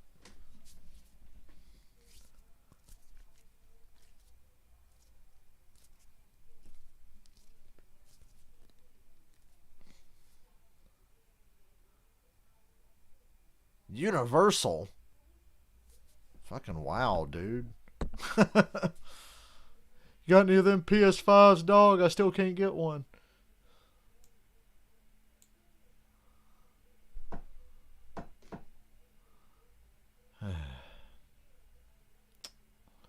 Here I was thinking I would actually get one of those things this week.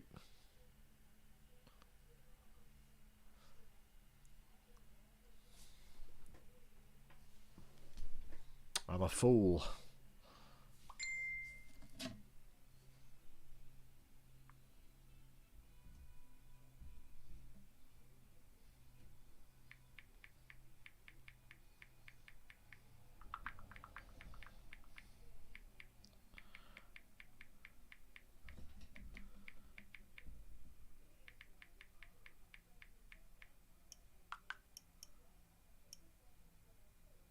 Still didn't get one, Andres. Had one last night, but they took it out of my cart and gave me my money back as I was confirming the purchase on Walmart.com.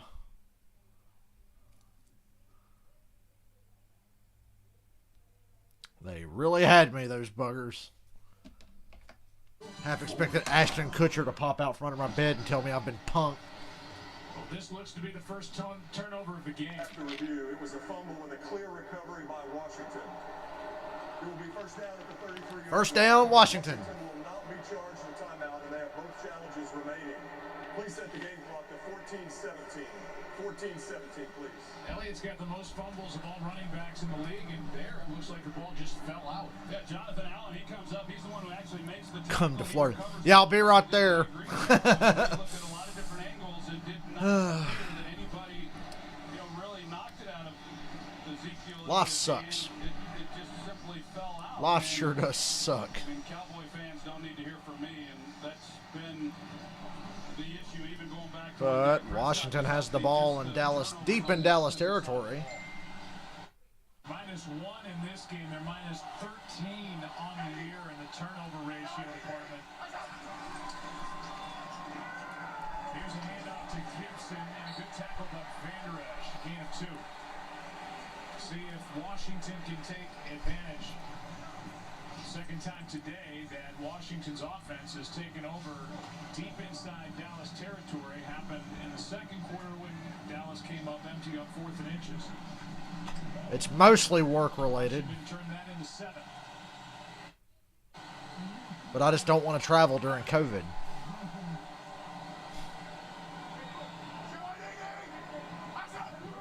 Here comes a blitz from Jalen Smith. Doesn't get there. There's McLaurin, first down. They blitzed Jalen Smith, and he didn't get there. The release that he has, just excellent job. And Alex Smith, the veteran that he is, he sees that they're bringing the blitz right up the gut. They bring Jalen Smith one-on-one with McLaurin.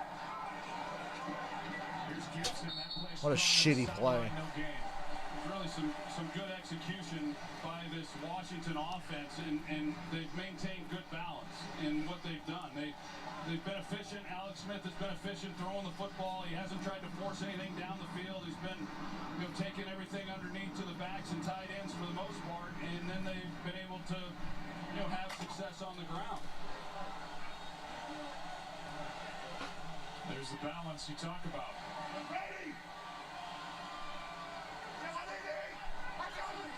Oh, Alex Smith fumbled the snap. He recovered it, though. Wasted play. Flags on the play. Ball is on the ground, recovered by Washington. I wonder if Brandon Sheriff, he's pulling at right guard. I don't know if Alex Smith was able to get the ball and really see the ball. Prior near snap infraction, number 73 offense. 5-yard penalty, second down. So that's actually better for Washington. They save a down with the snap infraction penalty. Come out from center that fast. I don't know if the Roulier was late on the snap, but they're fortunate to still have possession after that. Yeah, the calls against Roulier for basically a double clutch there, and that threw off the timing. It makes it second down and 16. Smith got on top of the fumble. And now we'll try to put it up. Throws, passes. Ooh. Smith had happy feet. That's first down, bitch. His first catch of the game. Maybe they'll mark him just short. 15. Here's that look I'm talking about. They go with the safeties. They take away the outside receivers. And so, yeah, you get Inman who's working in, and he's able to he stops there. He realizes that he needs to get into the next window. This is good work on his part. There's where he hooks up. He realizes that he's got to keep going to get past Van Der Esch. And Alex Smith with just enough time to man. Van Der Esch about stripped him. Snap it, snap it, snap it. Never mind, Dallas got a timeout. So Dallas has to spend a timeout. God, they could have had 12 men on Dallas if he'd hurried up and snapped that damn ball. That's why I was screaming. Because I could see Randy Gregory diving out of bounds. At Lowe's, home has always been our Jeez. What a well-coached team they have here in Dallas, Ron.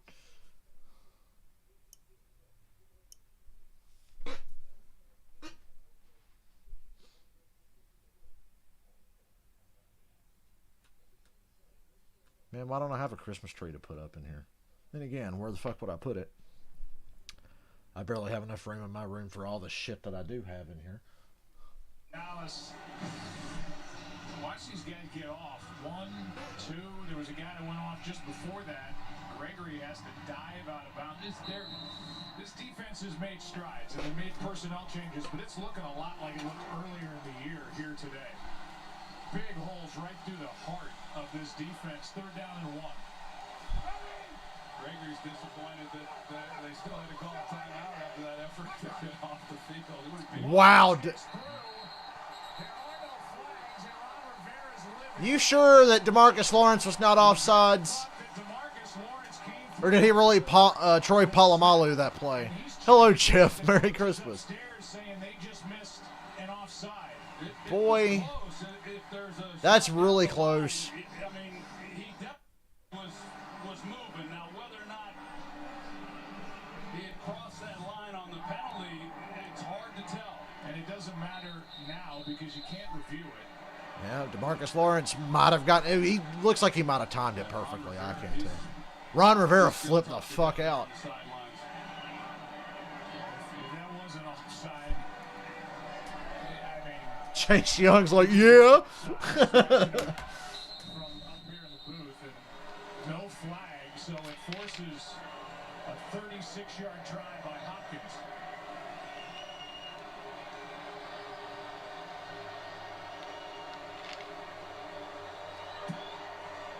And the kick is perfect.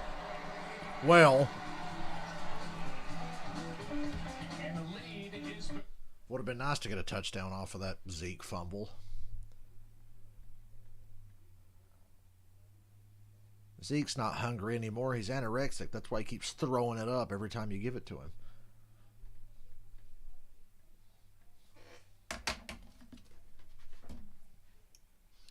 God, I need a nap. I need a nap so bad. I hope I can get back to the sleep I was about to have earlier before I got on here to do this game.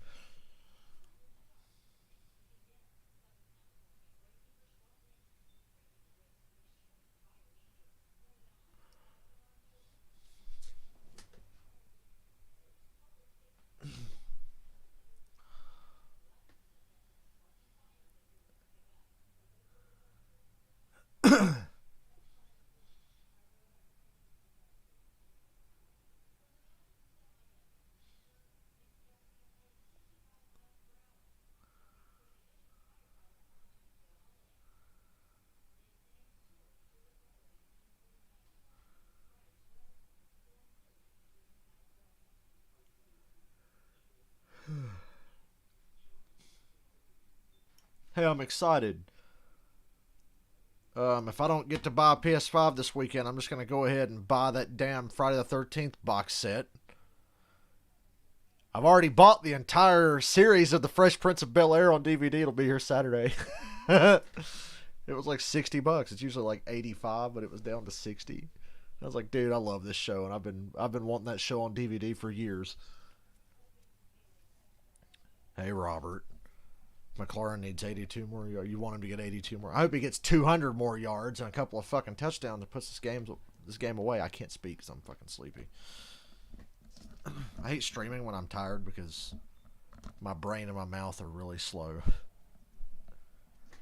I struggle to speak the English language on a good day, let alone when I'm really sleepy.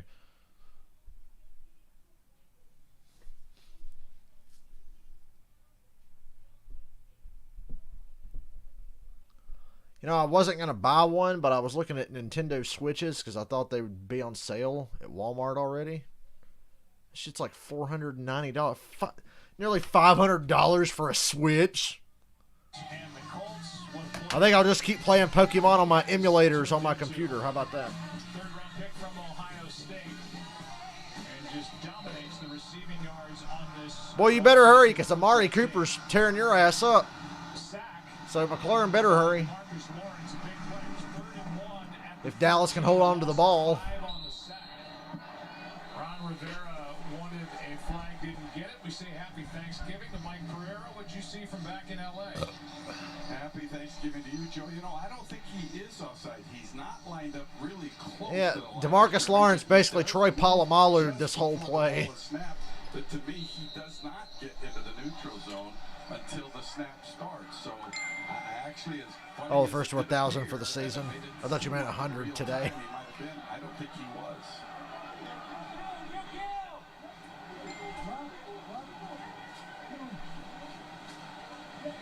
Elliott coming off the fumble. Don't give it to Zeke. They gave it to Zeke. Oh, he busted the outside. Covers up. Damn. Nice run, Zeke, but there's a flag. There's a flag back inside the 30. Washington thinks this one's coming back. Yeah, they're all heading that way, and this looks like a different Ezekiel Number Elliott. 86 offense. 10-yard penalty at the previous spot. Replay first down. That's Dalton Schultz against Chase Young. Yeah, and that's why Zeke Elliott was able to get on the edge. And, you know, I go back, we've heard Bill Belichick talk about how he wants everything to be reviewable. And I would agree with that. I mean, I say, why not? I mean, you can still have just 2 challenges, but why wouldn't you just review everything? And like Mike Pereira said, I don't know that Washington wins that challenge if they were to challenge it, but something to consider. Play action pass is caught. Ah, Gallup wide open. First and 20 of 19. They're working over Ronald Darby whenever they get the chance to go in number 23. Well, they're off coverage about 70% of the time, and so you really have your entire route tree. You know, when you play against defensive backs that play off coverage as much as what Washington does, and now we've seen Gallup as well as Cooper take advantage of that. Hand off here to Elliott. First down across the 40. Carry of 8 yards. I just think right now what we've seen in this half with Ezekiel Elliott, I mean, he's running the football well, he's seeing the holes, and he's hitting them. I mean, he's his first carry of this second half, he ran with some tremendous power, and he's a tough guy, and once he gets going, good luck trying to slow him down. Hey, And incomplete. I dropped. The target. Ronald Darby needs help. That's for damn sure. Boy, you hate having those when you've got that kind of time in the pocket, and you know it's like throwing on air. PS5 opportunity just came my way. That's why I was quiet and typing on my phone.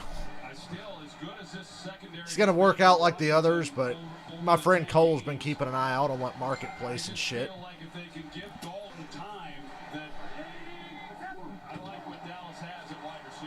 Here's a handoff up to the 45 is Tony Pollard for 3.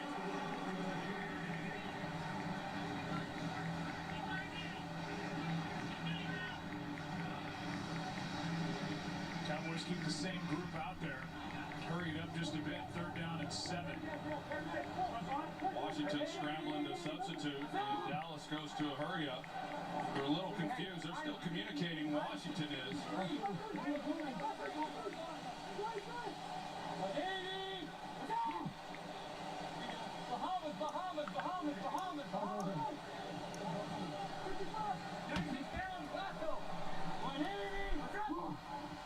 Blitz is coming.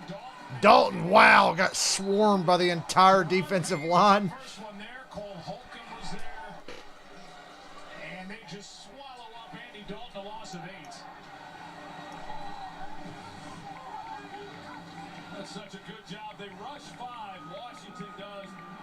Deron Payne right in the middle. He's the one who gets there, and here comes Cole Holcomb, and they just have a straight shot. I mean, Deron Payne, watching him, I really like this defensive front. Like you said earlier, it is the strength, and they're able to do a lot of different things because of the versatility and the power and the pass rushing ability that they have. Nice wander with a good punt. There's a flag on the play. And Washington, if it's against Washington, will be really backed up here. 58-yard punt by Nice Wander, free agent from Northwestern.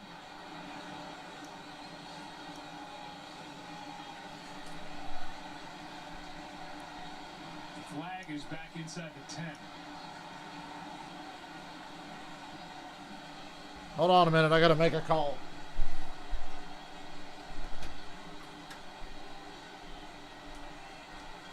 Everybody's backing up, so yeah, it's against Washington.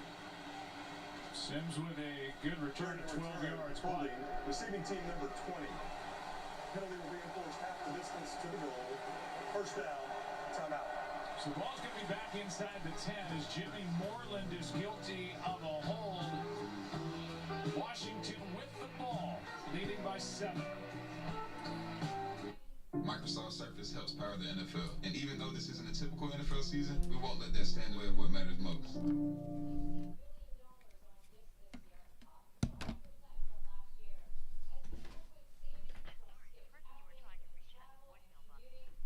Trying to contact my friend Cole.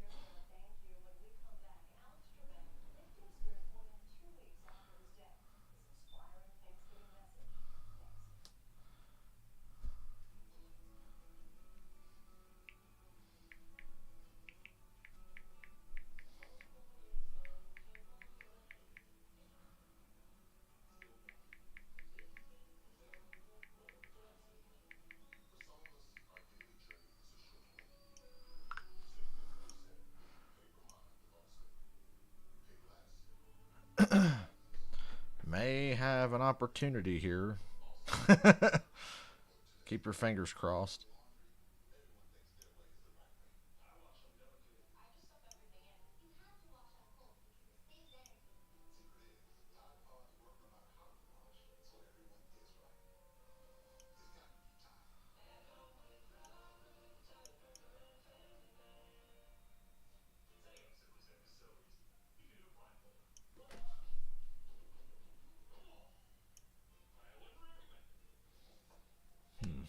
I'm very distracted now.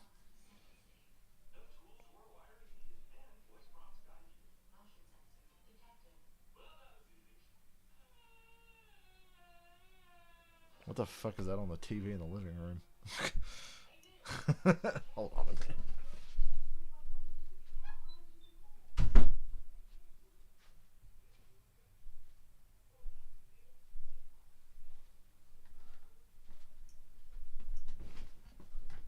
God damn it, Cole messaged me back. He messaged me like 5 minutes ago.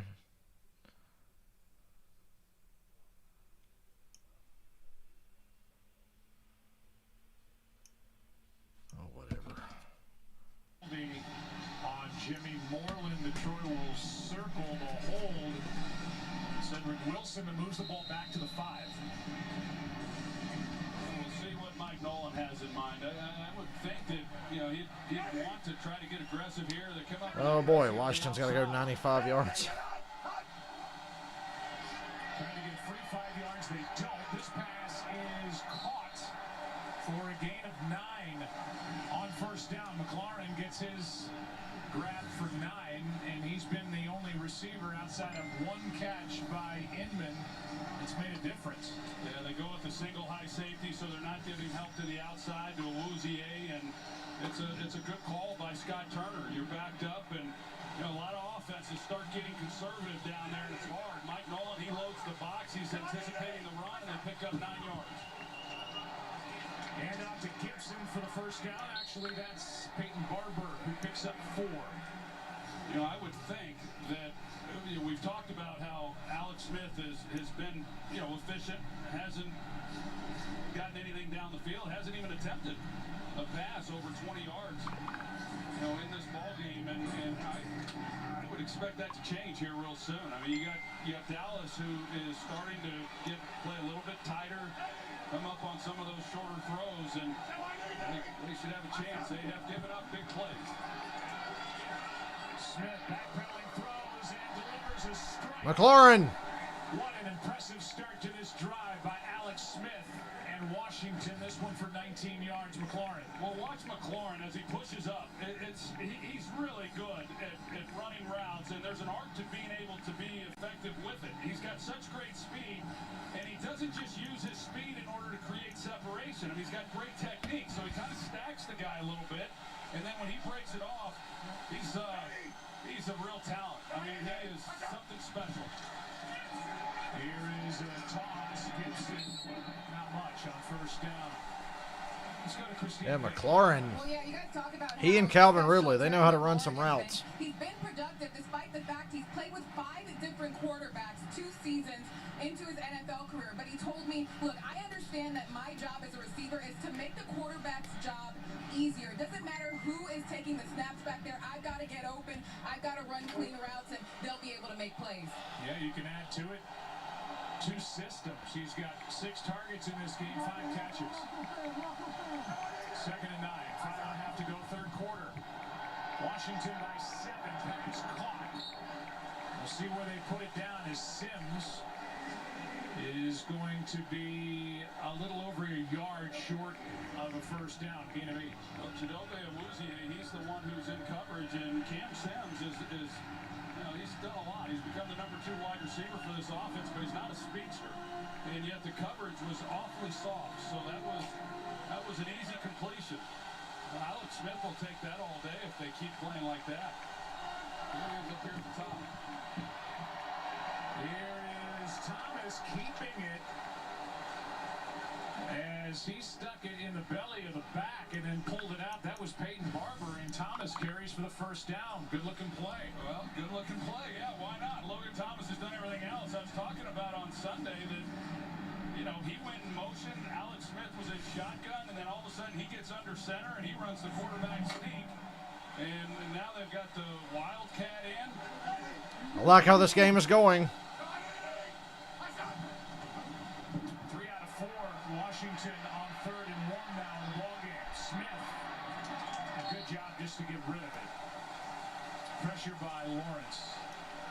Let's go to Aaron Andrews, more injury information. On their secondary, where else, right? Rashard Robinson, he actually asked to be taken off the field because it looked like he started to cramp up a bit. He instantly came over and they were giving him fluids, but as you can see right there, headed back to the locker room. Well, Deontay Burton, who was just elevated from the practice squad there, 33, has taken his spot. There he goes. They're in man coverage.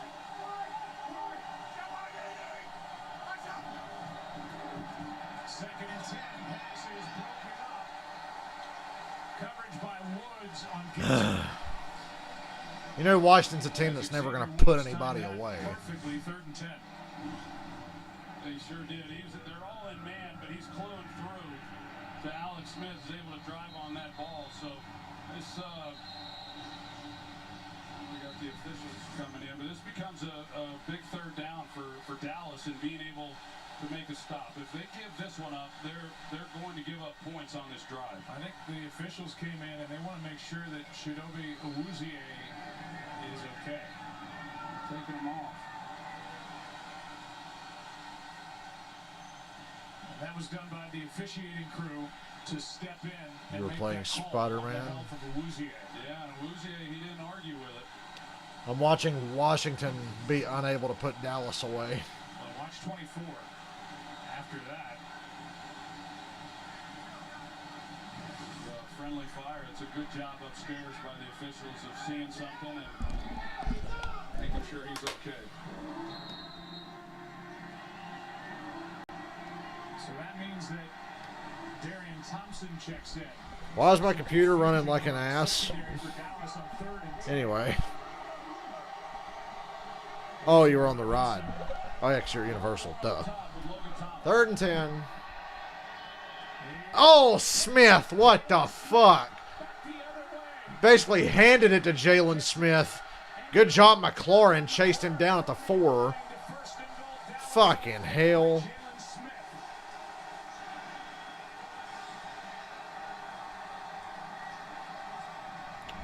Speechless. As Alden Smith got pressure and hit Alex Smith, there's Smiths all over the place that led to the interception. Yeah, Jalen Smith was initially showing that he was coming on the blitz, and then he's pulling out, and Alex Smith just hung in there just a little too long. McLaurin actually was open on the route, and he doesn't get the ball, and then he just runs down. He goes DK Metcalf on him. Yeah, I mean, without that, this is a tie ball game most likely. We'll see if the defense can't respond. Second career interception for Jalen Smith. And the play is made. Damn. Zeke got picked up and carried backwards. Was that Tom Brady? Man, that really was a Tom Brady-esque play by Alex Smith.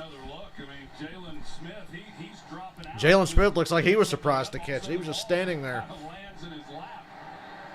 But yeah, that's a great effort by McLaurin, staying with it. And yeah, Alex Smith in the pocket. He just hung in there just a little bit longer, too long. He was trying to get the ball to Logan Thomas. He made a heck of a play on that first down run. C.D. Lamb is out there, as is Cedric Wilson. It's a trick play. Lamb's going to throw. Well, no. He should have thrown it away. Oh, look, another really smart play call by the Dallas Cowboys. And the Cowboys offense is going backward. I like how McLaurin chased down Jalen Smith like he was DK Metcalf or Julio Jones or something. Well, maybe he's got a shot. I don't know if he was trying to, had a run pass option on that, but it sure looked like, that was built into it, but nothing was there. They're going to go at the 10. Wouldn't be surprised the Cowboys go for this, even if they get backed up to like the 20. Because Mike McCarthy's such a genius. Oh! Man, Lamb should have had that. Fourth down. Great stand by Washington. Just let a touchdown get away. He sure did. And Andy Dalton just puts this ball right where he has to put it. That was a great throw by Andy Dalton, and the protection was good. Oh. I mean, it's perfect timing by Dalton, letting it go, puts it on the outside, inside shade by the defender, and he just could not haul it in. And that hustle play by Terry McLaurin, who does everything on the outside for Washington, saved 4 points and the lead. Good stand. A little bit of a break there with CD dropping the touchdown. Leads to 3, not 7, much to the dismay of Andy Dalton.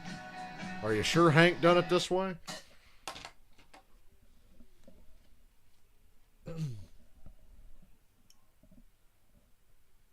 What a stand.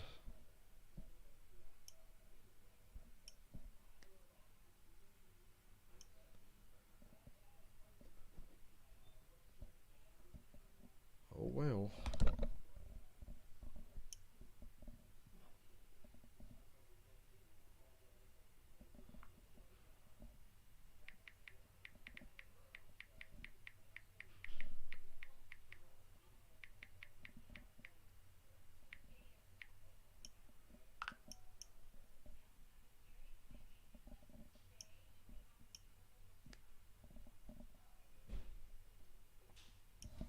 Is it February yet? Yeah, if McLaurin didn't chase him down, this game would be tied right now. No doubt about it. Surprised to see Alex Smith make that decision.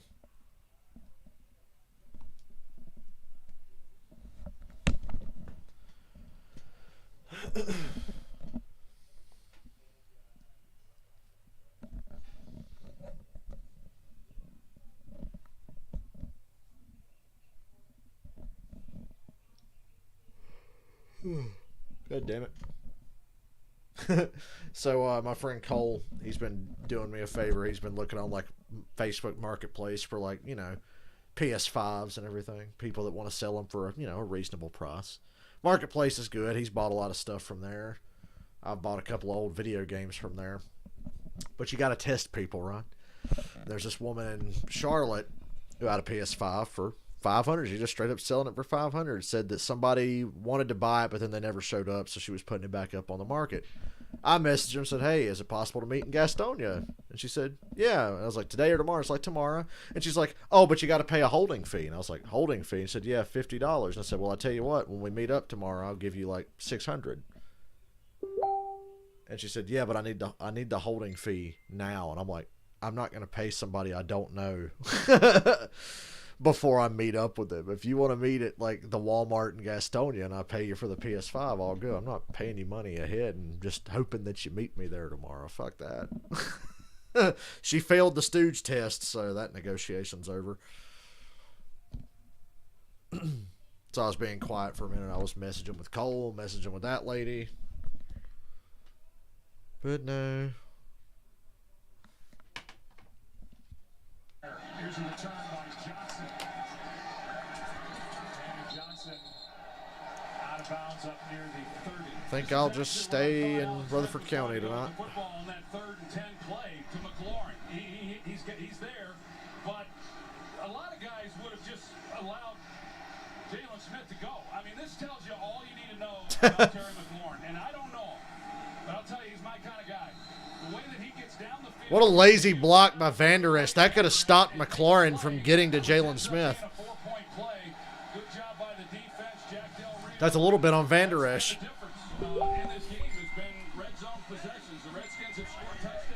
He just called him the Redskins. Troy Aikman called him the Redskins. Got a flag down. On a spinning carry by Antonio Gibson, a gain of 5, coming back. Holding number 88 offense.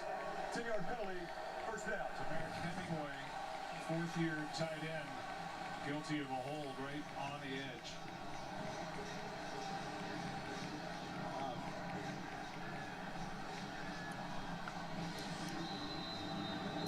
That moves the ball back to the 19.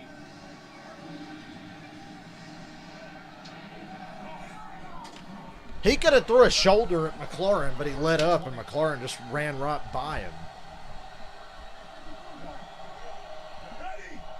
Now Washington's backed up on a holding call. Here comes pressure again. Smith has to throw it in the dirt. Antonio Gibson, and that play was smothered.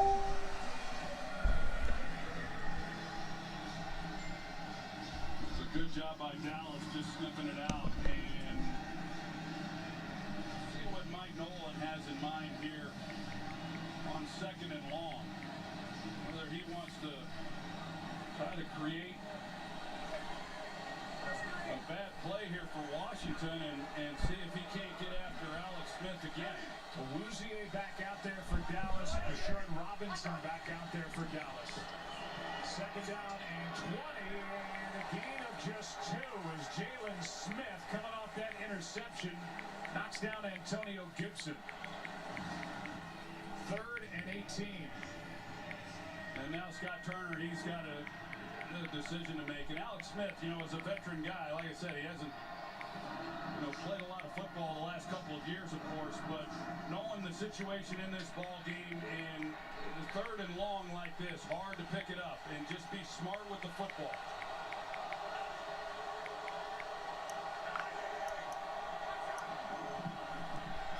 It's a screen to McLaurin. Not enough blocking. And they got a punt. Jalen Smith out there to make the stop. Smith flying around now. It sure is. This defense is flying around. They're tightening things up. They got a little bit of a swagger going after that turnover, and of course aided by the penalty that backed up Washington, but they're able to force a punt, get the ball right back to their offense.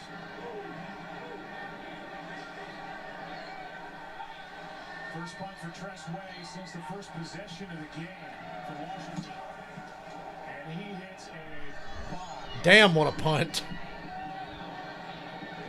CD better get away from that. Peyton Barber just outside the 10. So Barber at the 12. Fox Super 6 is giving away over $3 million, and you can play right now for your chance at another $100,000 of Terry Bradshaw's money. Download the free Fox Super 6 app. Pick the outcomes of 6 of this Sunday's games for your shot to win. Terry's been giving away a lot of money this year, hasn't he? He has.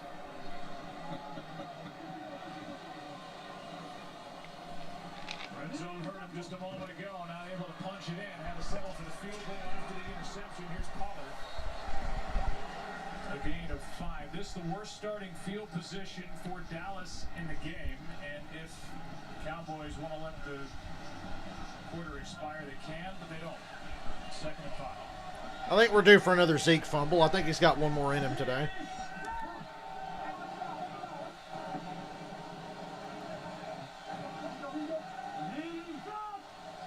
Fourth quarter. Yes, they do.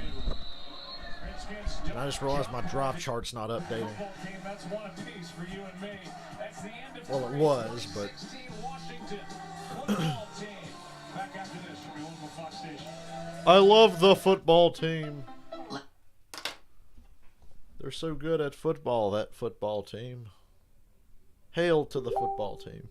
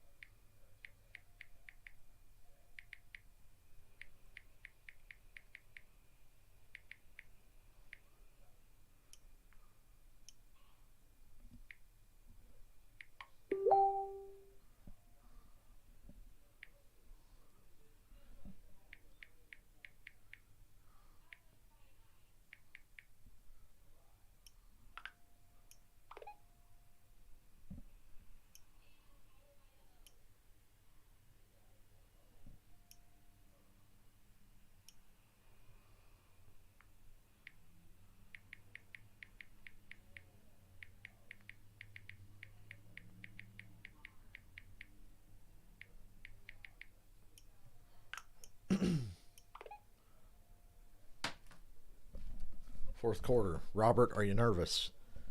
You know, I'm kind of glad sometimes when the Falcons suck because I don't get invested in the games and I don't get stressed out over the close games. You know, kind of like what Washington's in right now.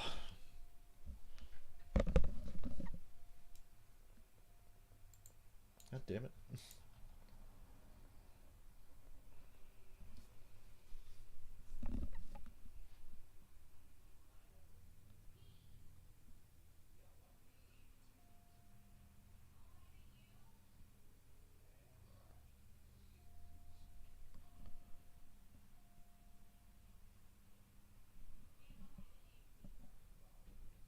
Boy, that Hardee's commercial would make me really hungry right now if I didn't feel like dying after everything I ate earlier today. For the place lately, he started in Fort Wayne, Indiana. As an interception nearly took it to the house, stopped short, and then Washington's defense made a stop. After Terry McLaurin made a stop. 2nd down and 5 here. Catch is made. Good tackles. 3rd and 2. 2 yards short of a first down by Cole Holcomb. 4-point game.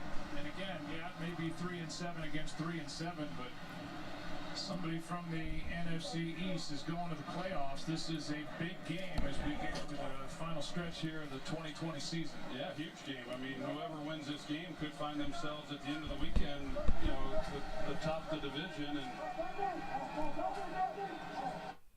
it becomes even more important, obviously, for the Cowboys with the fact that they lost the first meeting. 3rd down and a couple. Here comes pressure. Dalton eludes it. First down. For the first down. There you go, Dalton. That's his 3rd rushing first down of the ball game. Such a good job by Andy Dalton. I mean, there's pressure. Pretty sure Dalton's run for more first downs today than Zeke has. There isn't much there, and rather than, you know, basically just throw and hope, he's able to pick up the first down with his feet. That's a couple times now we've seen that happen. It's really good work on his part. Keep this drive going.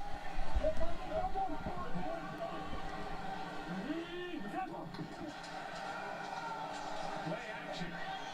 This one came out weird. Short pass, short of Cooper. Could have been intercepted if it wasn't out of bounds. With Amari Cooper, either way, it missed him by a lot. Yeah, it sure did, and they didn't have a lot. You know, good job, but they were one-on-one. You just get the feeling, Joe, or at least I do. You know, here's a look at it. They got the safety in the middle of the field, but the corner is just way over the top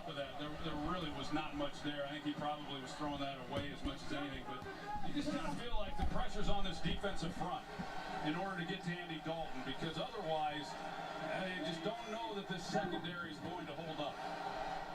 Here's Cooper. Makes the catch. Another good tackle. Good tackle by Moreland. That's the kind of tackle my team would miss. By the second-year pro from James Madison. Sure is. There's a former teammate, Jack Del Rio. But Moreland comes up, it's one-on-one, and that's a good job. The Washington football He keeps calling them the Redskins. I know, Troy. They were the Redskins for like 70 fucking years. And look at the uniforms. Dalton again. Oh, down he goes this time. He almost slipped out of there, but he got tripped up. Great stop. A loss of 7 as he has his 5th sack of the season. Yeah, that's a really great play by him. You're going to see him as he comes off of it, and it looked like Dalton with man coverage had all kinds of room out in front of him, had settled not to make that play. And Settle's kind of, in my opinion, watching them getting ready for this game. Kind of the unfortunate guy. It's a fake. Mike McCarthy, you're amazing. What a stupid fucking play. Are you kidding? Can you believe that? They did it again. What the fuck? Mike McCarthy.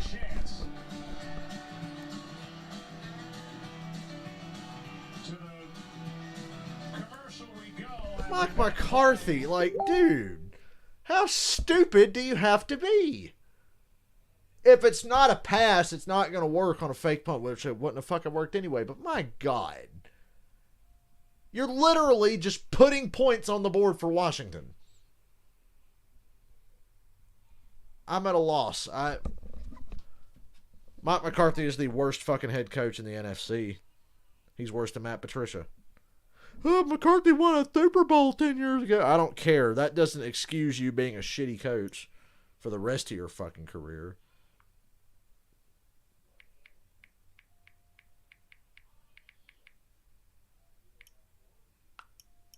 What a fucking great call, Mike. Fucking Mike McCarthy.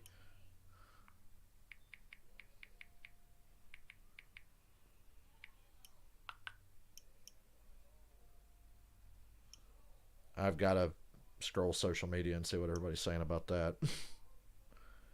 That's almost as bad as the Colts fake punt against the Patriots a couple years ago. That's almost as bad. That was the dumbest shit I've ever seen. I mean, wow.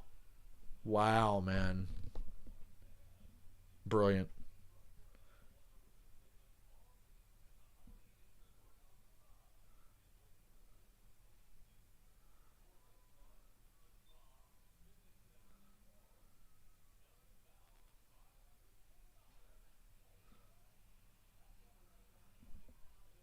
That is on par with the Colts against the Patriots a few years ago. What were they thinking? Step inside the mind of Mike McCarthy and try to figure out just what in the fuck he was doing there. How about them Cowboys?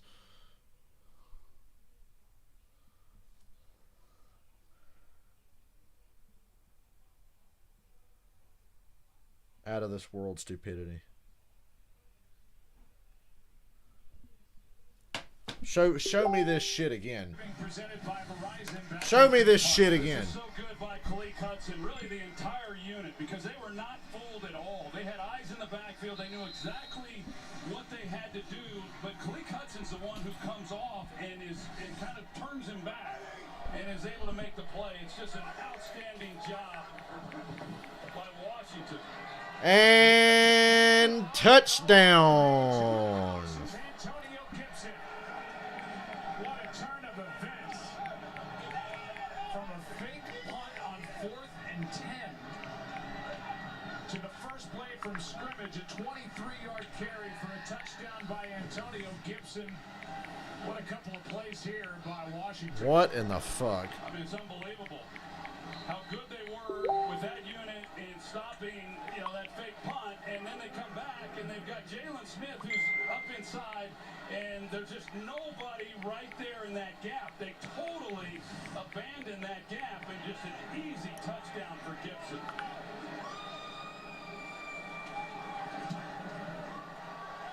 Extra point is good. And the lead is 11.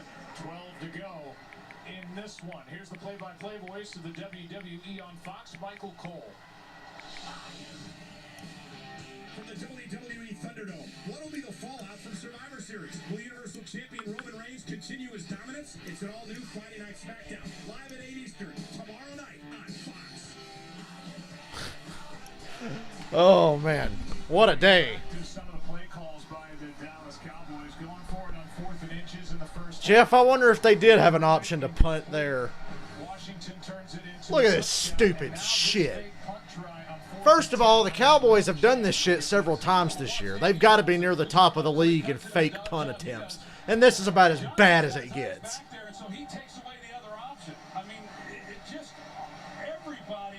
Stupid.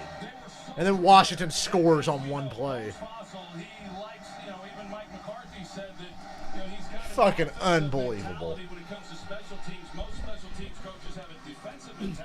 I love it, but at the same time, it's infuriating because I can't imagine what it's like to be a Cowboys fan right now.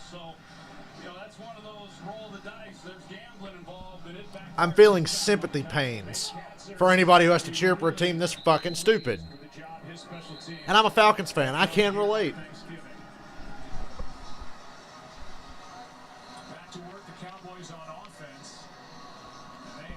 By the way, the Cowboys are 0 for 3 in the red zone. They've allowed 4 sacks. They failed on 2 fourth down attempts in their own fucking territory.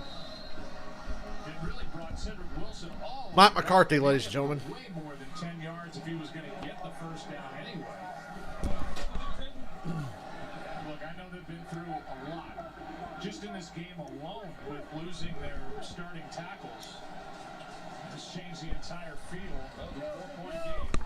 So, and it's 4th and 10, and you're backed up, and a lot of time left. I mean, here's a toss to Elliott. Oh, yeah, I mean, it's only an 11-point lead with 12 minutes to go. There's a lot of time left, but my God, that's demoralizing. How do you get back out on the field and just shake that off and go play? I mean, jeez. Like I said, when you're a special teams unit coached by Fossil, but so on the one hand, is that the time to do it? Because that's when no one's going to expect it, but there was a lot to risk in such a tight ball game, and now the pressure is on this offense. Pass is caught by Lamb, who dropped the touchdown after the interception by Jalen Smith. Gets 7 and a first down. And as we came on the air talking about the tragic loss of Marcus Paul, their strength and conditioning coordinator, who collapsed in the facility on Tuesday, passed away at the age of 54 yesterday. A lot for this Cowboys team to do. Oof. And definitely playing with heavy hearts today as Ezekiel Elliott had to go up. That throw was high. Flag is down. Here's a call. Holding. Number 52 offense. 10-yard penalty. First down. Connor Williams, the left guard. Yeah, it's you get your arms out away from your body like that, wrapped around Jonathan Allen. It wouldn't have mattered with the holding called in on Connor Williams, but every now and then you watch Andy Dalton and he makes a few of those throws that one, like I said, wouldn't have mattered, but it should have been an easier throw. The split Pollard out. Pass is caught by Cooper. And then wisely selects to just go down, get as much as he can after the catch. Picked up 7.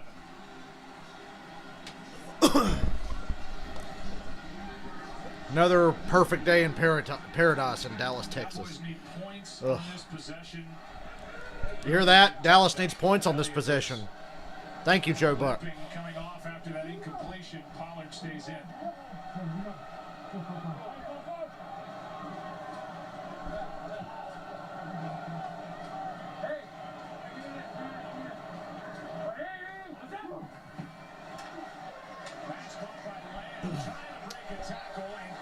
Oh, look, it's 3rd and 10.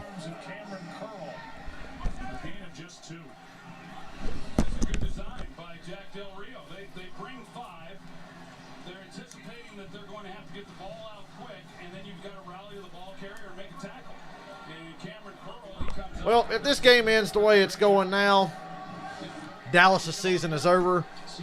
They will not win the division after losing this many division games.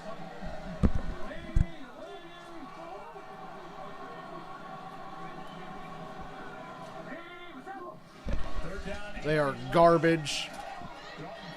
Dalton hanging in there.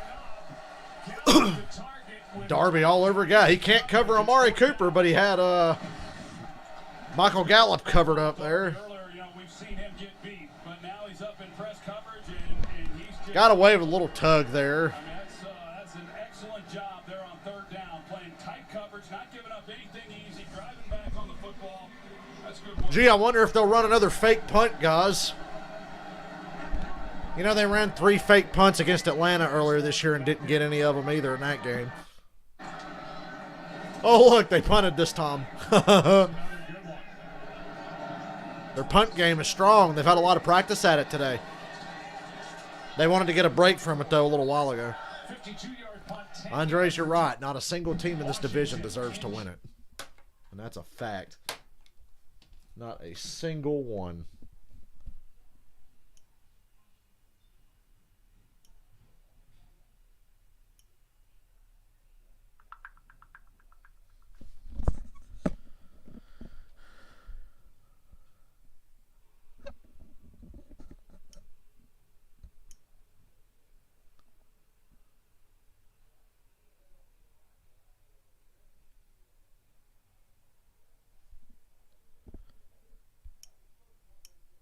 This has been a coaching clinic for Mike McCarthy. This will be in his Hall of Fame package one day. Oh, wait, he won't make the Hall of Fame.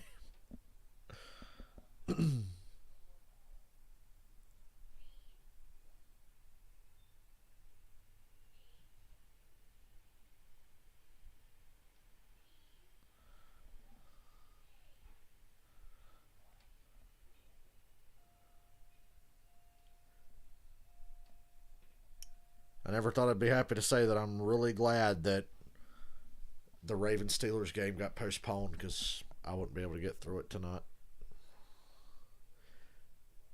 Yeah, I mean, like I said, at the start of the season, I said Washington. I know I was probably one of the few people in the country that said that, but I just had a feeling about Washington at the start of the year. And yeah, they're just as bad as the other 3 teams. Every team has their own problems, though. Philadelphia, it's turnovers.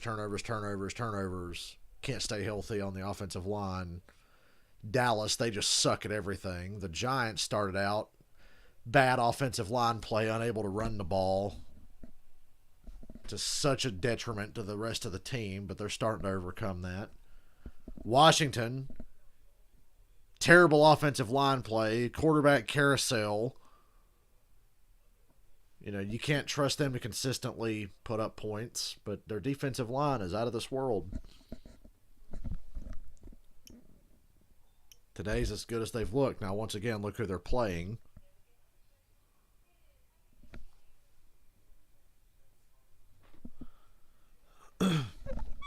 Oh, that wacky NFC East. Our crew led by slapstick comedy at its finest. So our director, Colby Bourgeois, technical director closest to you, Rich Gross. Pete Chalvers. Chevy, as we call him, and the job he does week in, week out. Here's a handoff to Antonio Gibson. Gibson, 22 touches, 92 yards, and 2 touchdowns. This rookie has been something.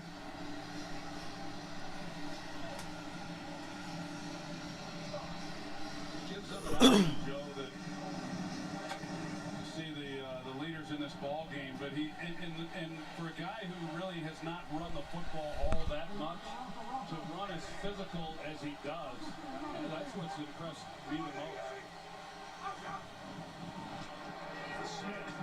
Hey, nice throw to McLaurin. Short of first down yardage by about half a yard, maybe. The clock is your friend, Washington. That was a nice throw by Alex Smith. I was excited to talk to Alex Smith the other day, and we heard Christina Peak talk about what he's been through, and so many people do and follow his journey, and to get back out there and play, and we're all pulling for him. And one of the really great guys in our sport, and he's been efficient here tonight.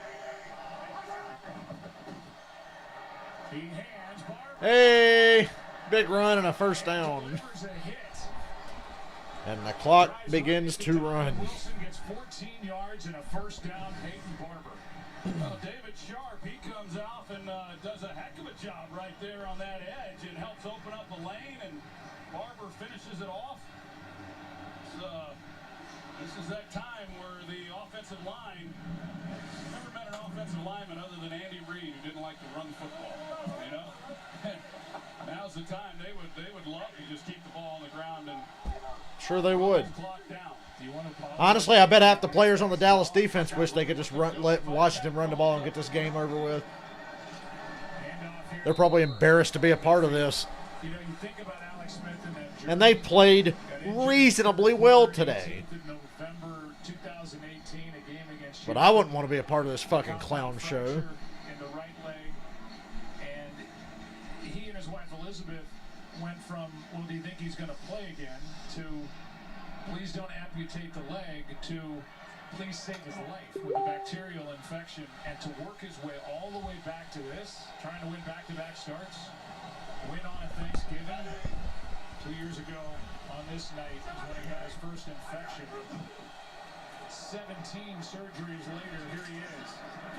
Handoff to Gibson, and for a guy that maybe the knock is not a power runner, he has proven differently here today, and he comes out of that pile like, look at what I can do.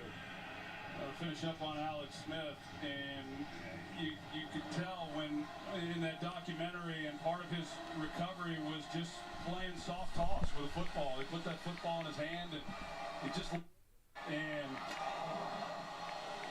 knew that if there was any way he could get back out on the field, it's where his heart was, it's what he wanted to do, and it's been a great story. Handoff here on third down. Unfortunately, Dallas made a stop. Honestly, if I'm Washington, I'd consider going for this. Pull a McCarthy. Only do it right. That will bring up fourth down, and we'll see how riverboatish Ron wants to be. Yeah, I know what he wants to do. They're going for it. I know that old Riverboat Ron, he definitely wants Yeah, go for it. Fuck it. of this ball. I like this decision. I think Yep.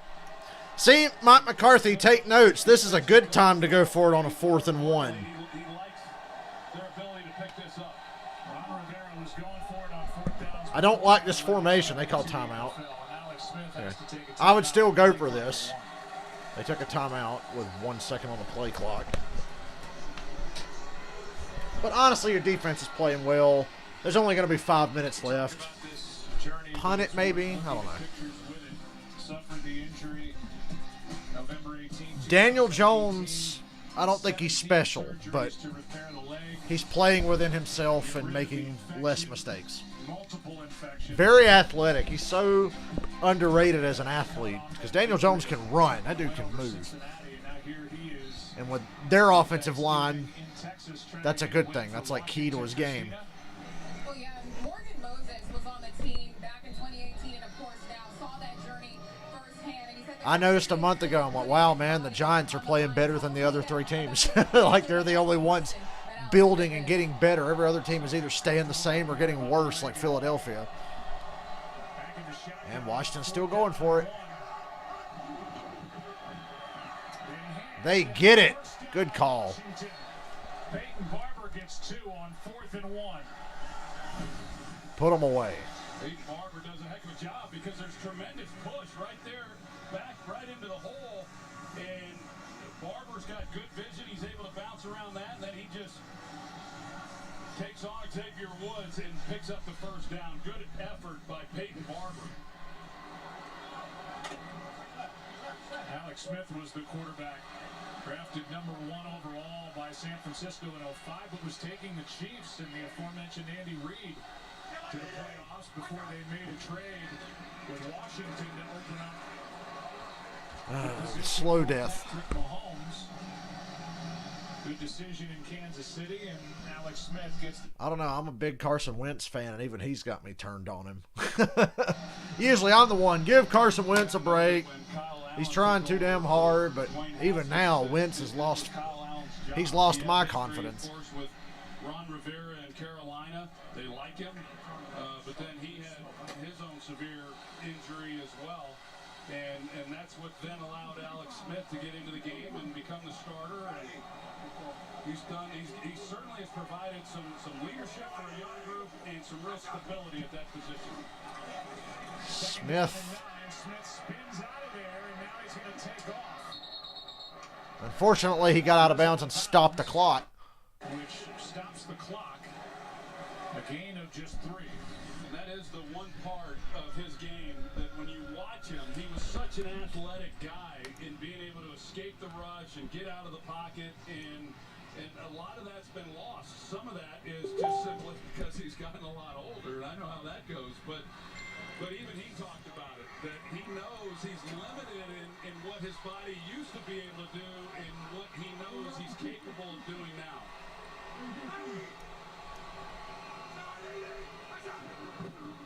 3rd down and 6, right up the. Hey, oh, game winner, touchdown. Woo! Washington wins. That's game over, son. Oh, Jerry. Oh, Jerry Jones. Offensive line for the Washington football team, and a 37-yard touchdown run by Gibson. Well, they get the double team here, and then you see that hole that opens up, and I will say their offensive line coach, they don't get enough credit in this league, or certainly not enough love from us. But John Matsko, the offensive line coach, in his first season here in Washington, he's one of the best in the game, and he's had to shuffle a lot of people up front also, and just terrific job by them and that offensive group. Just an overall great performance. Oh, well. We're probably going to get off here at the 2-minute warning now because I need to go take a nap. Number 4 on the year in back-to-back wins. And Alex Smith. Boy, what a crappy day for Thanksgiving football, right? That kid is something. How about them Cowboys? Dallas in week 7. He wants to see the Cowboys again. Hey, Andres, don't feel bad. Y'all drafted Jalen Hurts. For no reason. That's just outstanding work up front, and I mean there was a heck of a hole right in the middle. And we talked about it coming in that the Cowboys unable to come away with touchdowns in the red zone, but Washington had no problem getting in the end zone today. Of course, Dallas did them a favor and got them really close there a couple of times. Did some of the work for them. There's a look at the offensive line coach, Matsko. Those guys are so vital to an offensive staff. It's the offensive coordinator and the O-line coach. And those guys, if they're in sync, and Scott Turner and Matsko were together in Carolina, it was a great job by Ron Rivera bringing him with him from Washington. They continued with their continuity, and it's paid off. We've seen real progress from Washington as this season has unfolded. Sunday, MVP candidate Kyler Murray leads the Cardinals against Cam Newton and New England. The Giants sitting pretty in the NFC East in what is an ugly division, taking on Cincinnati or other regional action. Check local listings for the game in your area, all part of the Fox Football Fest, and here are some of the other games. On the other networks, Chiefs and Bucks, Bears and Pack. Here's a play made by the defense for the touchdown. Montez Sweat.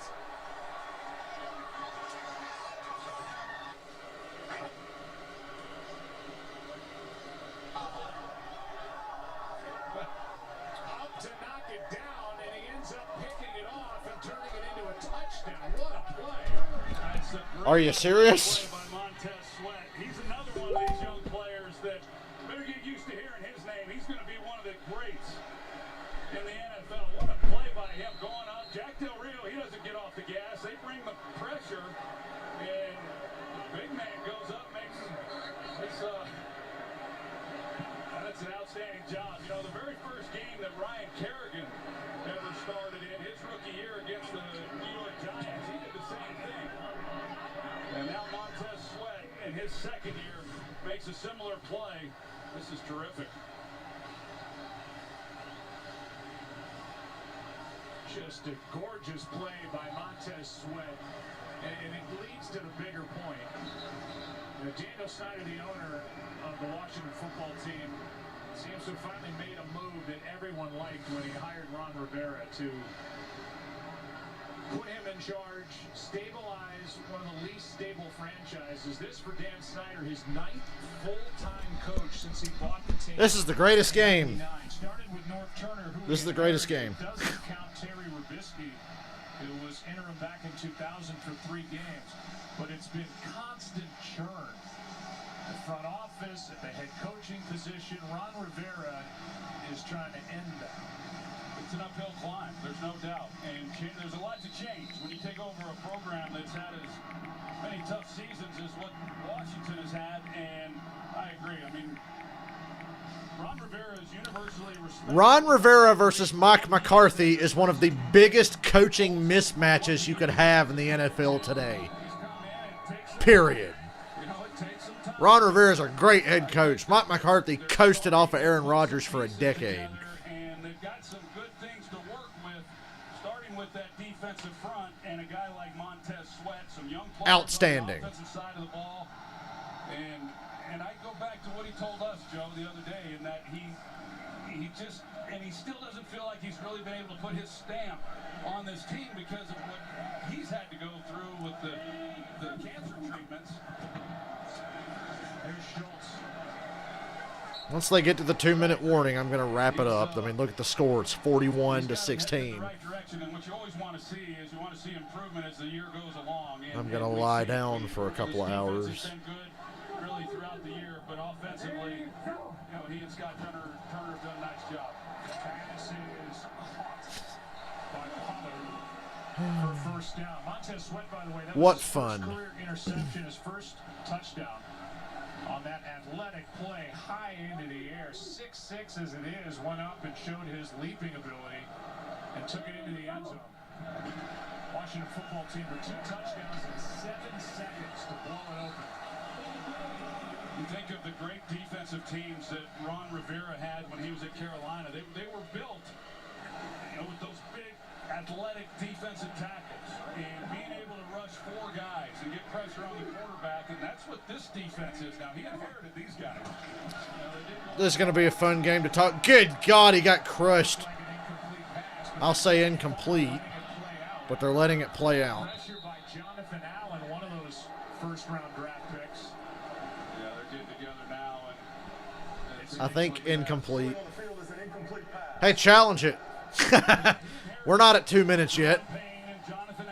Okay, that's incomplete. Yeah, the arm was coming forward.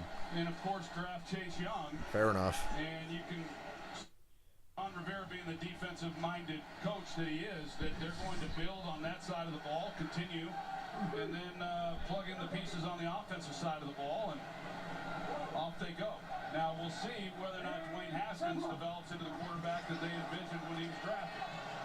This play does not materialize. Hey, it's 4th down, Mike. You should totally go for it again. Washington smothered it. Tim Settle got through, and as they tried to set up a screen for Elliott, it wasn't there. It's 4th down. You see all the frustration you want on Andy Dalton's face and how this thing turns so quickly. You go back. This game was mostly competitive, and then it just fucking exploded. The first half, the 3rd down play call followed by the stupid 4th down pass play that didn't go anywhere. That's what turned this game around. Well, short of the 1st down, Washington takes over.